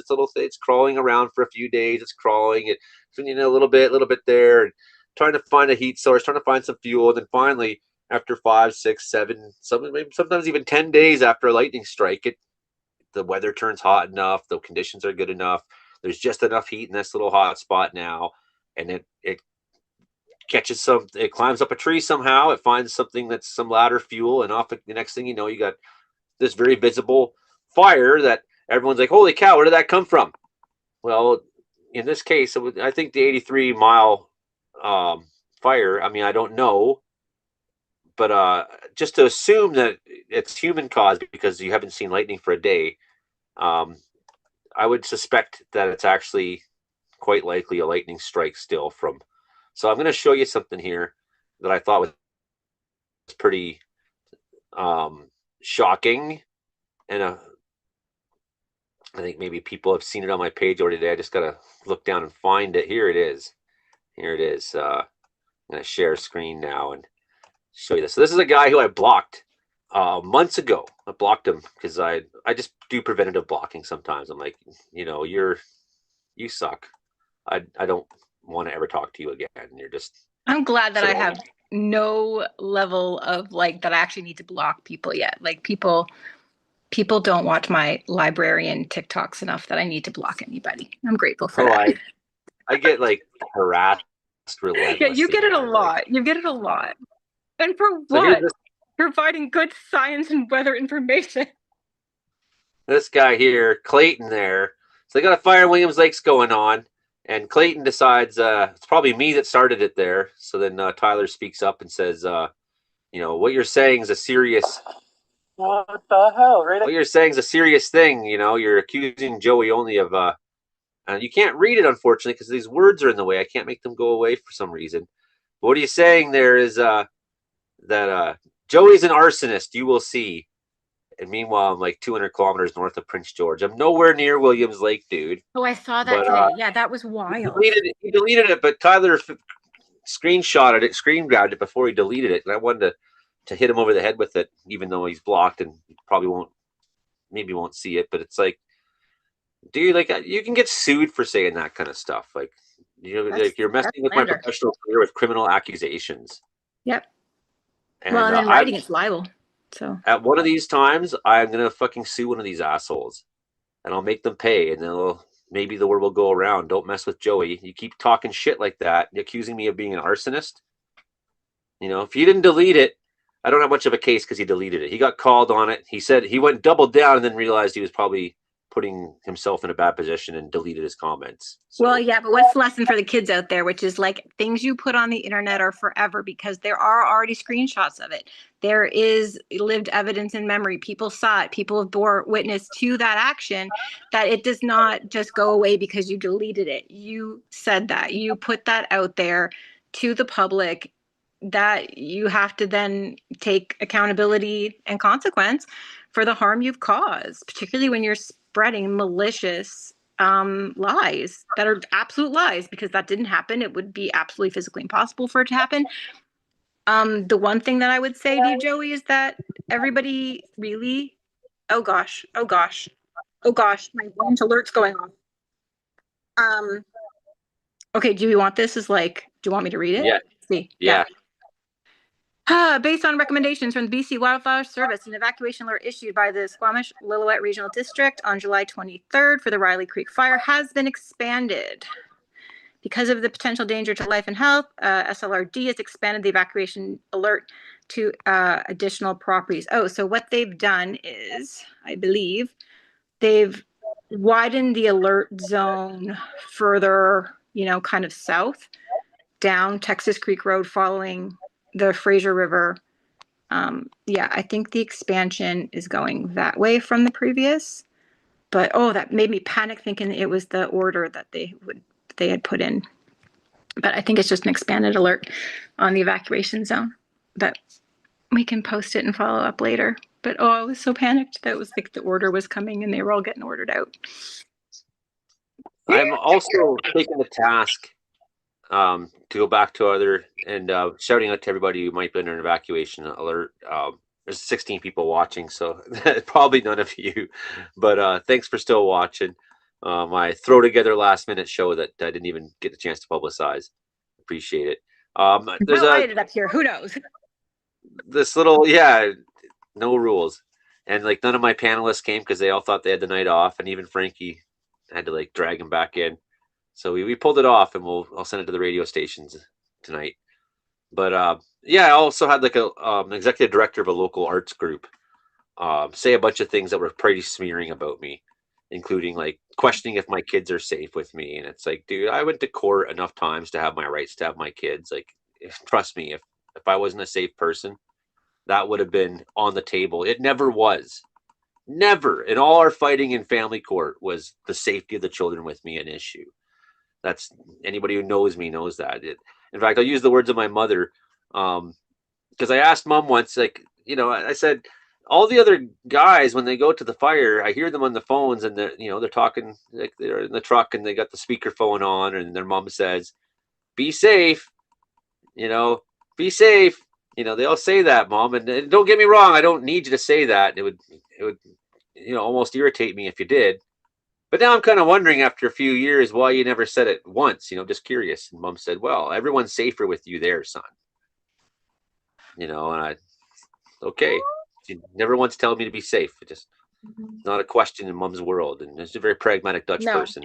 I feel like the people that know you, the people that watch you, like we know that to be true. Like we see the essence of you, we see the good work that you do, we see the wholesome person you are, and we are all safer because of what you do, whether it's literally fighting fires or it's just keeping us all really well informed. You are such an important wealth of information and knowledge, I feel like, to people in BC, and particularly us, you know, kind of more locally. That the work that you do is so critically important, and I think that, and I hope that you know how many people truly value you. And even when we see all of this stuff, you know, negativity, you know, total crap written about you, like no one believes that for a second. But I know it's hard to see and hear. I know that when I was doing a lot more Soji and Pride stuff, I had a lot of kind of slanderous comments made about me. They were extremely difficult and painful to hear because nothing could be further from the truth. But it's awful and it stings and it always feels personal because it is personal. Like, you know, It's exhausting. and it's tiring, and then it makes you want to quit sometimes, and that's actually the worst thing because you can't let the negativity stop the good work, but it's really hard and it's really laborious, and people don't realize how hard it is to even just like put yourself out there. Um, for those that do it, I think other people think, well, it's easy because you do it, you don't have to do it, but it's still hard to do it. Like it's hard to be vulnerable and be public and be exposed. That's a hard thing to do for people, anybody, Well, even I if was you in the like it. grocery store, Prince George today, and one of the cashiers is like, "Oh, you're Joey." You know, I get those moments a lot, right? So like, I have more positive than I do negative, you know, to be Yeah, honest. And it's the it's positive it's always. growing exponentially. The you know, less and less the trolls can get to me, and more of them are blocked, and more people are being good about it. But I decided to take this group to task, and I lodged a formal complaint Good. against the executive director and said I want her gone, or I'm contacting BC Arts Council, because you know you're trying to discredit and ruin the career of an artist in town, and your mandate is to fucking help artists in your town. Seems a You little know, and it's like, counterintuitive. you don't know me and you don't talk to me, and you'd like, I've had enough of this shit. So I took her to task, and an investigation went down. I will find out in a few days what the, you know, if they're gonna hear my logic on this or not. Well, they heard it. It was a fair interview we went through there and gave my side. So I hope that they do the right thing and get rid of this executive director and move forward. But you know, the point beyond that is when the investigation was underway and they're like trying to get a hold of me, that was about the same time I just thought, I need out of this fucking town so bad. And I went and watched the thunderstorm on the Saturday afternoon, and like July 6th or something like that. And it was 4 o'clock, and there's a fully developed storm, and it comes into the mountains, and it fell apart at 4 in the afternoon. Like, 4. That's the hour the storms are supposed to explode. You know, like a bunch of cloud developed in front of it, killed the ground heating, killed the storm. And I was just furious, and like go home, and it's like, man, I'm so tired of these BC storms screwing me around. I have to like catch them in the mountains somehow, find a logging block and get 10 minutes with it before it's over me and gone. I want to go chase. You know, I woke up the next day with this negativity from you know, that arts organization, and just the general feeling of the mine in town, and the storm falling apart. And I woke up on Sunday morning, and I like called you know, Josh Palmer, and I was like, are you still in Alberta? And then I got in my truck that night and drove to Alberta, and we went and caught 4 tornadoes. And while we were there, 2 tornadoes came down the Dilbury Lake, or the Dilbury Lake tornado was the second one, and the first one was the Paradise Valley tornado. They're the same storm, and we happened to catch both tornadoes, and we seen the thing clearly coming down. So immediately I'm on the phone to Environment Canada, like, this tornado on the ground, call it. You know, tornado warnings go off, beep beep beep beep beep. And the Dilbury Lake, not many people actually had cell reception there, so the actual alert going off and the critical emergency alert that came Mhm. after, Brandon Hauk actually put that, got that together and organized. I don't know what pull he has as a radio broadcaster, but Brandon Hauk's like, I'm on the civil emergency alert. Next thing you know, the civil emergency alert's going off too on everyone's. You know, you don't have to be. I don't know how it works, but you can be out of service and still get. You can still call 911 sometimes, or you can still, you know what I mean. So some Yeah. satellite technology is involved there, but that half the campground actually cleared out, and half them were like, "Oh, it's probably nothing," and they got hit by an EF2 tornado that was very strong into the Dilbury Park. So like That's terrifying. people afterwards were crediting the storm chasers for, probably saving lives in this tornado, because anybody being there to see it and get the alerts out faster. And because there was two tornadoes, but we saw the first one, it was still about 30 minutes before the next one hit Dilbury, maybe 25 minutes, but that had a number of alerts go down the line after that. So people had a bit of time to get their shit together and get out. Right. It's like, so like, I think about just how petty it is. This, like, this arts organization, you got some person from Victoria who's like 70, moves into town and takes over the arts organization and starts judging all us country folk. It's like, you don't even know me, man. I'm out of here. I'm gonna go to Alberta and save some lives. Like, And you did. So then, it's do we have to like put on the eternal like optimism? There's always like a silver lining hat and say, had you not been so pissed off by this horrible thing that should never have happened, then you wouldn't have done that incredible thing that needed to happen. I'm not fatalistic, but yeah, you can make a good thing out of bad things, right? So Yeah.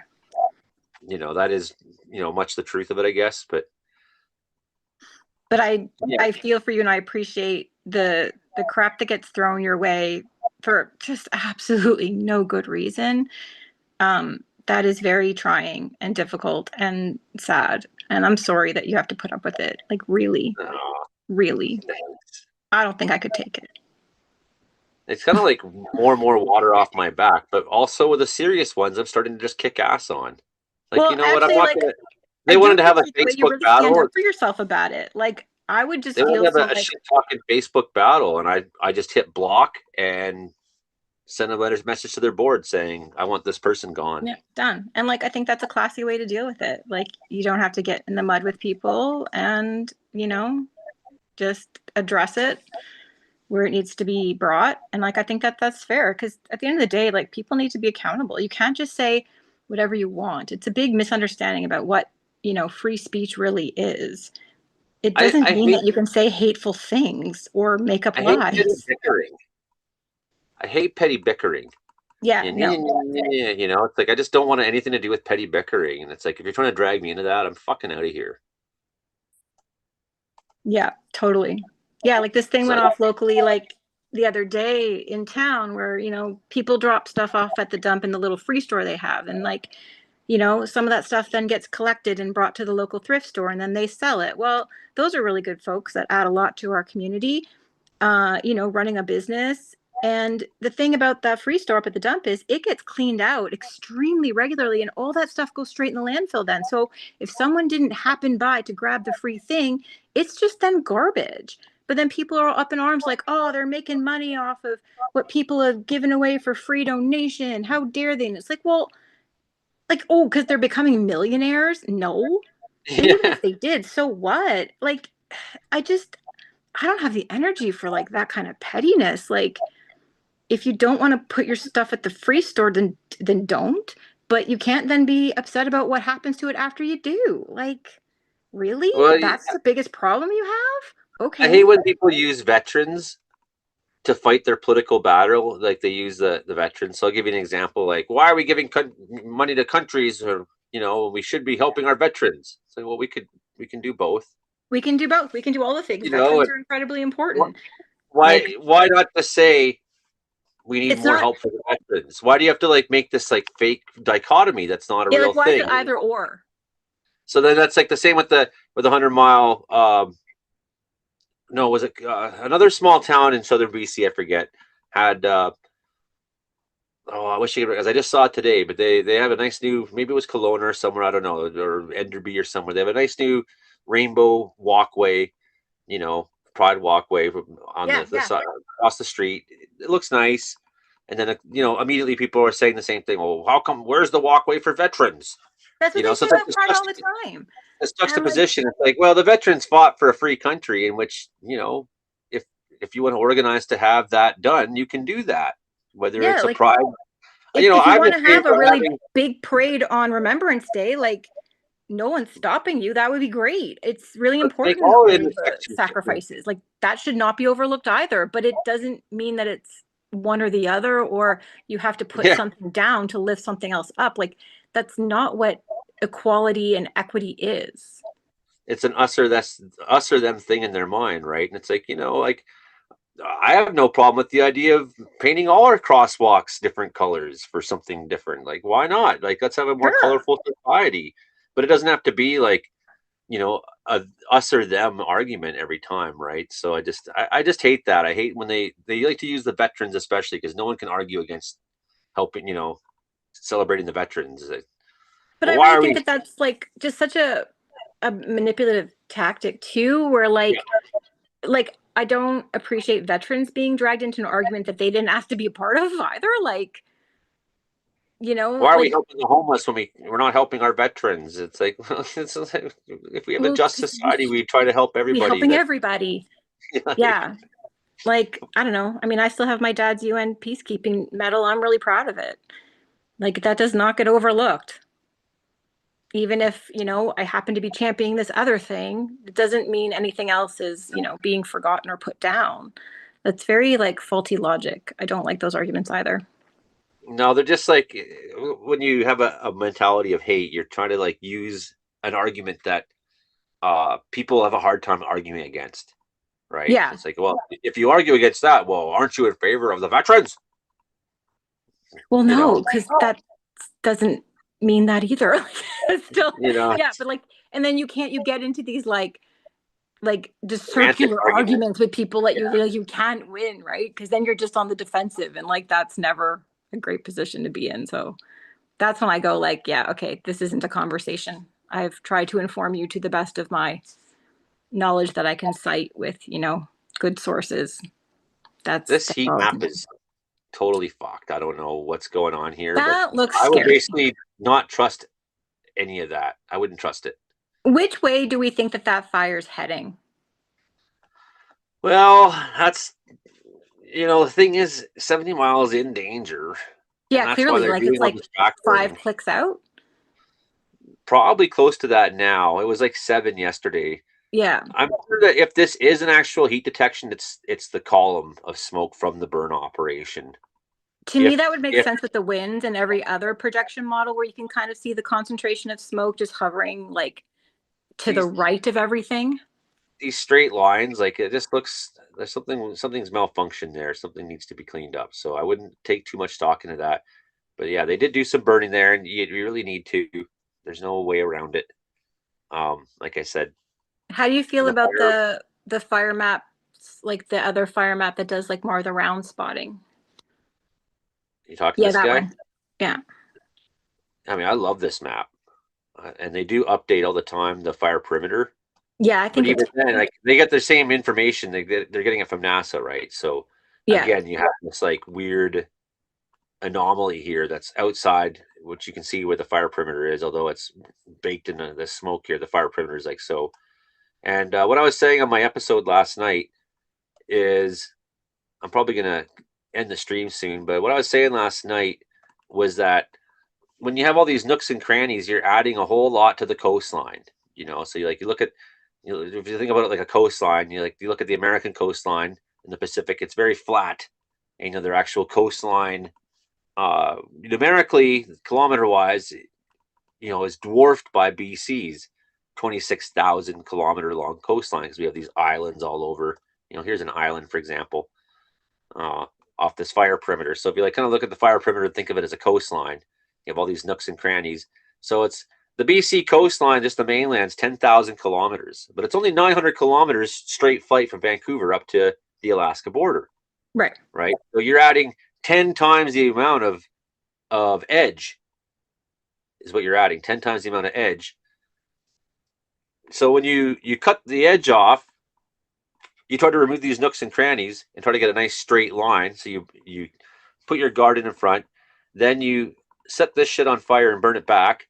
Mm-hmm. Now what happens is the bigger fire will pull the smaller fire towards it. So that's why backburning is so effective. Right. So you have a bunch of heat going on in here. Well, you light all this shit, and it's gonna get drawn in towards. Often, it's gonna get pulled into it. So then you have, these areas. For example, like if you're to make the fire line, put a bulldozer guard all the way down all this shit, how many more days it would take, right? It's taking a lot of time. But so now you got a guard in here, but you have all this flank. You have to put 10 times the amount of crew in here to deal with this. You have all this flank. And then what happens is, say some of these areas get hot and get active and burn over. Now you got people trapped in these pockets all over. And if you don't have enough people all up and down the line, some area is going to get hot that no one's looking at and get going because you just can't put enough people and resources to man a fire line that dips and doodles and meanders. Like, this is a huge fire now, 68,000 hectares or whatever it's growing up to. So a lot of this backburning operation is to remove enough fuel that before the heat wave comes, and use the down conditions ahead to try to get an edge and try to get some work done, try to get some buttoning done so that we can have some status of closer to control. So remove all this fuel ahead of time before it gets hot next week, burn it all off while the conditions are optimum, while the wind's low right now, but the sun's out, because you don't want to half burn it. You want to torch that shit off so it's gone. You don't want to half no burn it. fuel. You want an optimum day for burning like today would be. So they've been doing a lot of burning today, I'm sure of it. And they're burning these flanks in, and they're trying to fill these gaps, and they're trying to basically get a nice hard edge. They can put dozer guard and things like that in front of it, and then have no fuel. Because what happens if we don't do that? Say you just let it go, and it's only just going to crawl around right now in this weather. Maybe go rank 3-4 for the afternoon a little bit, and then sit back down for the night. It's going to do that for a little while, but then when we get to that heat wave, there's going to be so much hot area, and now you have all this fuel ahead of it, and the thing will friggin' run like it did into Clinton last week. You got to burn it.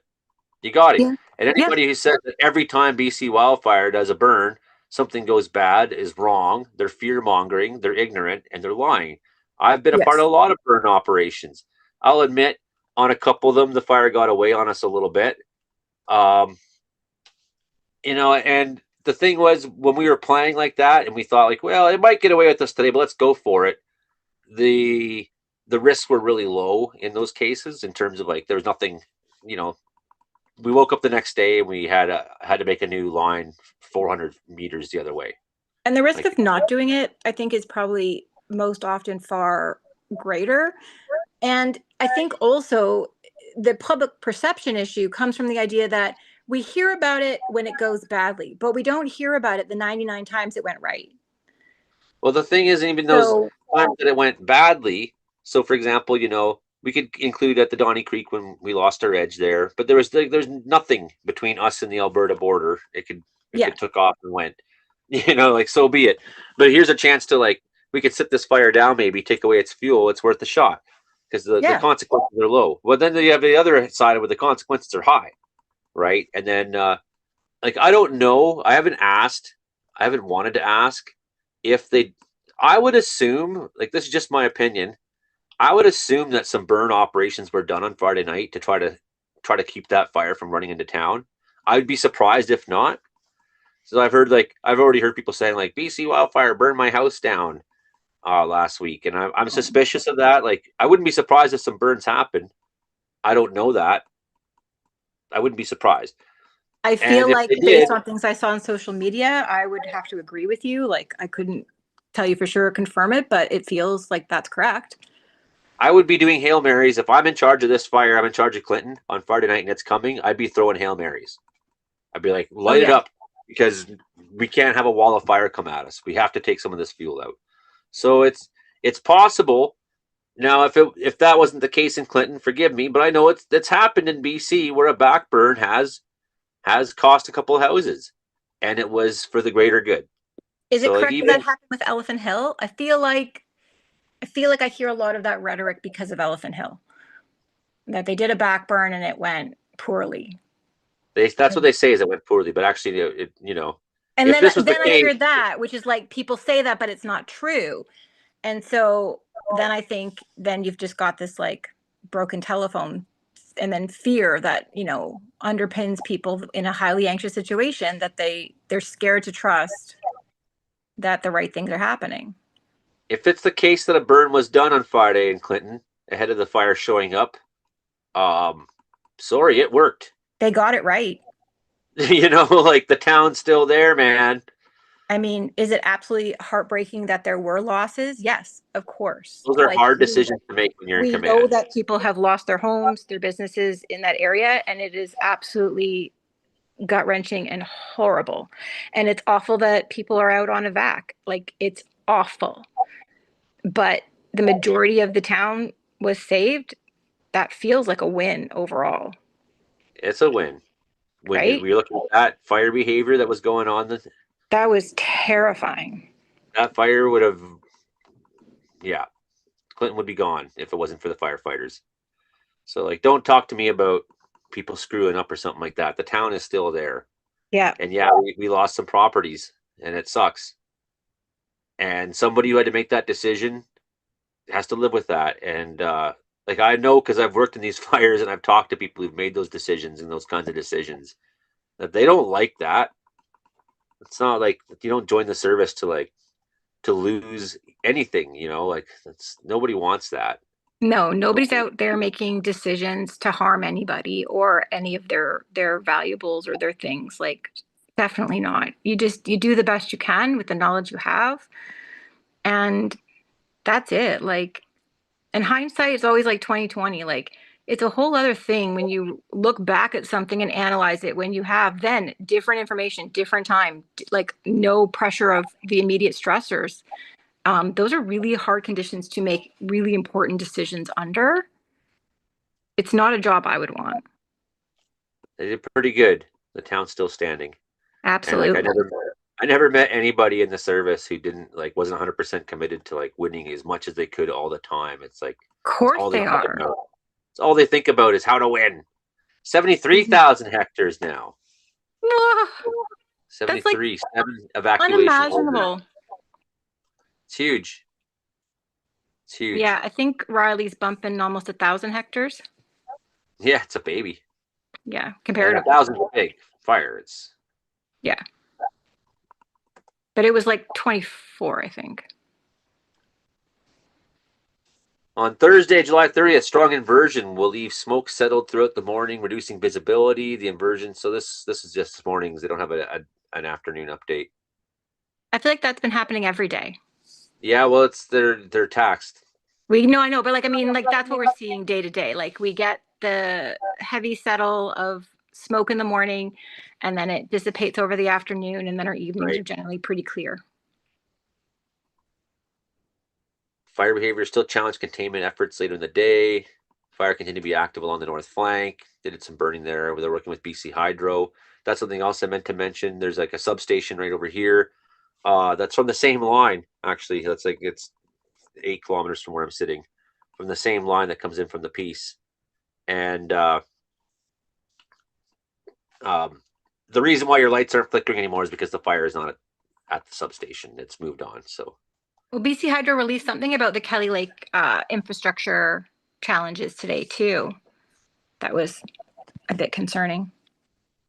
I But didn't see that. I didn't see very much ultimately, today because I was the traveling. the big facility hasn't been hit, but some other stuff has been compromised. So I think it's more of just I felt like it was more of a people just need to know like a lot of infrastructure has been impacted. It's going to take time to restore it.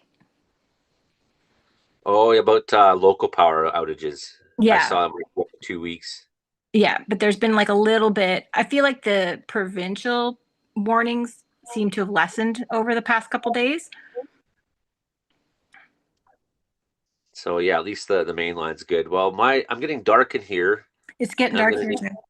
I need to put some fuel in the generator and find out what we're doing in the morning here.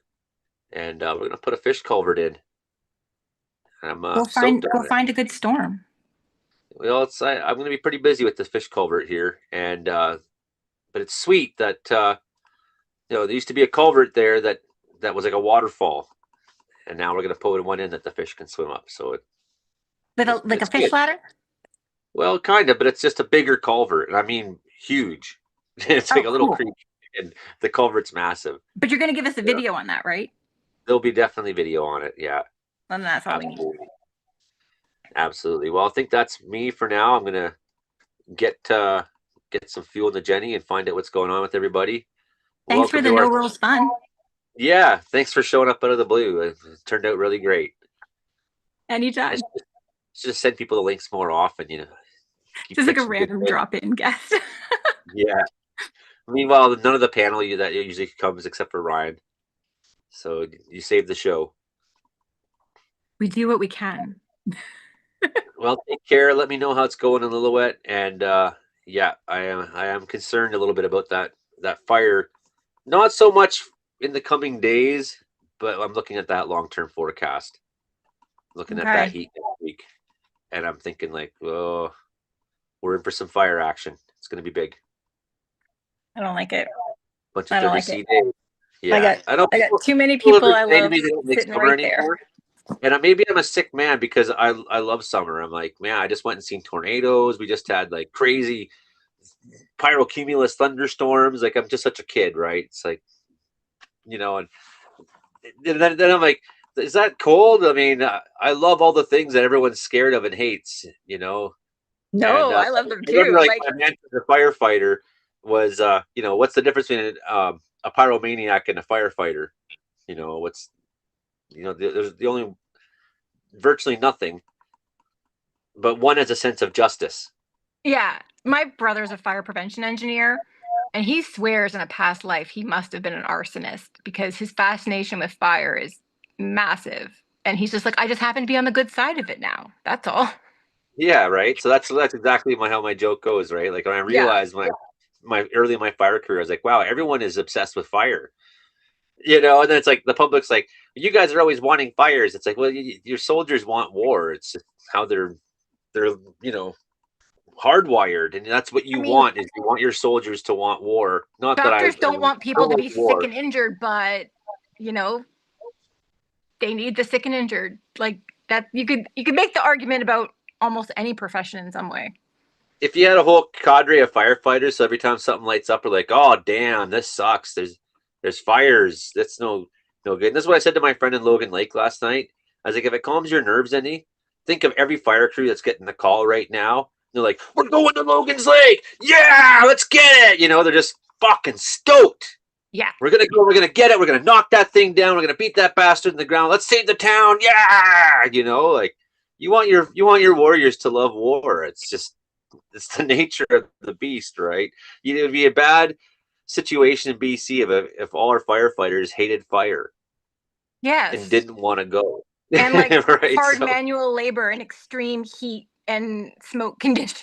Like, yeah. So when Williams Lake guys like he's an arsonist, like no, but we're maybe not that different. Like we're obsessed with nature and fire and things. But no, I'm definitely no arsonist. But then one person's like, Joey would never start a fire except in his wood stove, my bro. And I'm like, well, actually, I've used a drip torch a fair bit, like, and I really enjoyed it. So, Yeah. But again, on the positive side of that line. Yeah, exactly. That's the main difference between a pyromaniac and a firefighter is just sense of justice, sense of duty, sense of community. You keep wearing like the red cape, not the dark side. But yeah, I can't help it. I love all this crazy shit in the summer. It's like I'm just, and I don't love people's houses burning down, but I love big stories to talk about. We're in battle. Let's get together. And I think if people in BC start having that attitude a little bit more, like don't hate it, embrace it. This is the battle we have to go through, and it brings us together as communities, and Totally. people start organizing together and sharing and helping, and all this service and all these beautiful and like activities. Download your apps, get your notification apps. People need to have the notification apps. They need to be informed. That's really hard community work to teach people where to get accurate, timely information. Like from all the teaching that I've done about natural disasters, and people think same thing, like, why are you so obsessed with like these horrible things? And I'm like, well, because I'm actually obsessed with helping people and informing them and teaching them, because disasters are going to happen anyway. You might as well know what to do about it, and like how to know and who to go to and all of those things, because you can't just ignore it because it'll happen anyway. Like, And I'm just hardwired to like extreme shit, anyways. You know, like whether it's grizzly bears or fires or tornadoes or if there's a hurricane going on or a volcano, and I want to go okay, well see it. then one time I can't help we'll it. do one, and I'll tell you about the That's time why I I'm a got to good go to that weatherman. beaver. How would I be a good weatherman if I didn't love all this crazy You weather have stuff? to. So You have embrace the to. battle, BC. Embrace the fight. Embrace the summer. Embrace, the hard times. Even that's part of it. Yeah, we got some hard times. My whole town got evacuated 2 years ago, and I went and fought the fire, and everyone else was very good about it. And it's like, just it's a little disruption in your life right now. For the most part, we hardly ever have losses, and no, they're not building data centers where the fires were. They've Scotch Creek still stands. They rebuilt areas south of Kamloops. They got their insurance. Like Kelowna rebuilt. Like no one's burning your town down intentionally. We all want to do the same thing and stop it and fight it and organize and do our best for each other. So. But it's going to happen. So you've got to be prepared. You have to have the right channels of information. You've got to be informed, and you need to put yourself in safe situations so that Embrace it, the fight right it, people can do the organize, good get work. together, do what you can for your community. People are doing all kinds of amazing things right now coming together down south. And for the one headline where a sign gets smashed, it's small drop in the bucket compared to how much goodwill is going on. And that's a part I really like to see. Just how much can we come together as a province? How much can work together to get through something that's crazy, something that no one can control it. It's a big fire. There's going to be fires. There's going to be, there's just like if you're in the prairie, there's going to be tornadoes. Like, what you can control is how we react as a community and not be in fear of it, because No. it won't make it better. Panic won't make it better. Being scared, being angry won't make it better. Only No. coming together will. No, and the best way to fight your fear and anxiety is to be prepared, to know what to do, and to know that you will be informed because you've got your alerts and you've got, connection, and that, you've got your to-go bags, you have your supplies, and that's what you have to focus on. Well, thanks for coming on, special surprise guest Holly there. Thanks for having me. This was a very enjoyable evening and definitely distracted me from the fire in the backyard. There you go. Well, say hi to Lillooet for me, and we'll hear the show on CHLS there in a few Will days, do. I'm sure. Okay. I'm sure Cora will have a real chuckle that, Holly ended up on the show. Yeah, and Shelly's asking, who's that? So Holly, one last time I'll explain. I went to send the link just for the show. She's asking about what's the wind going to be like in Lillooet, and it's like, oh, I'm live right now. Here, you can see, I'll answer your question live. But then I actually sent the Zoom link. And once I sent the Zoom link, I was like, well, that's not the show. Come on anyways if you want. Actually the show. Come on anyways. Why not? And then you're in Lillooet. You can tell us what's going on. So that's how that happened. Accidental special guest. Saved the show. My internet was lost. It was great. It was fun. We've been everywhere tonight. We've been to Ireland. We saw Spain. We saw France. Well, now we'll end up throwing you in the group chat and you'll end up coming on again. Sounds good. Okay. Nice to see Good you, night. Holly. Enjoy the fish. Take care, everybody out there. Keep the faith. Keep your head up. Keep your chin up. Keep working together. Together, we will get through it. Calm is how we win. Talk to you next week, everybody. Or sooner, I guess, if you watch the channel.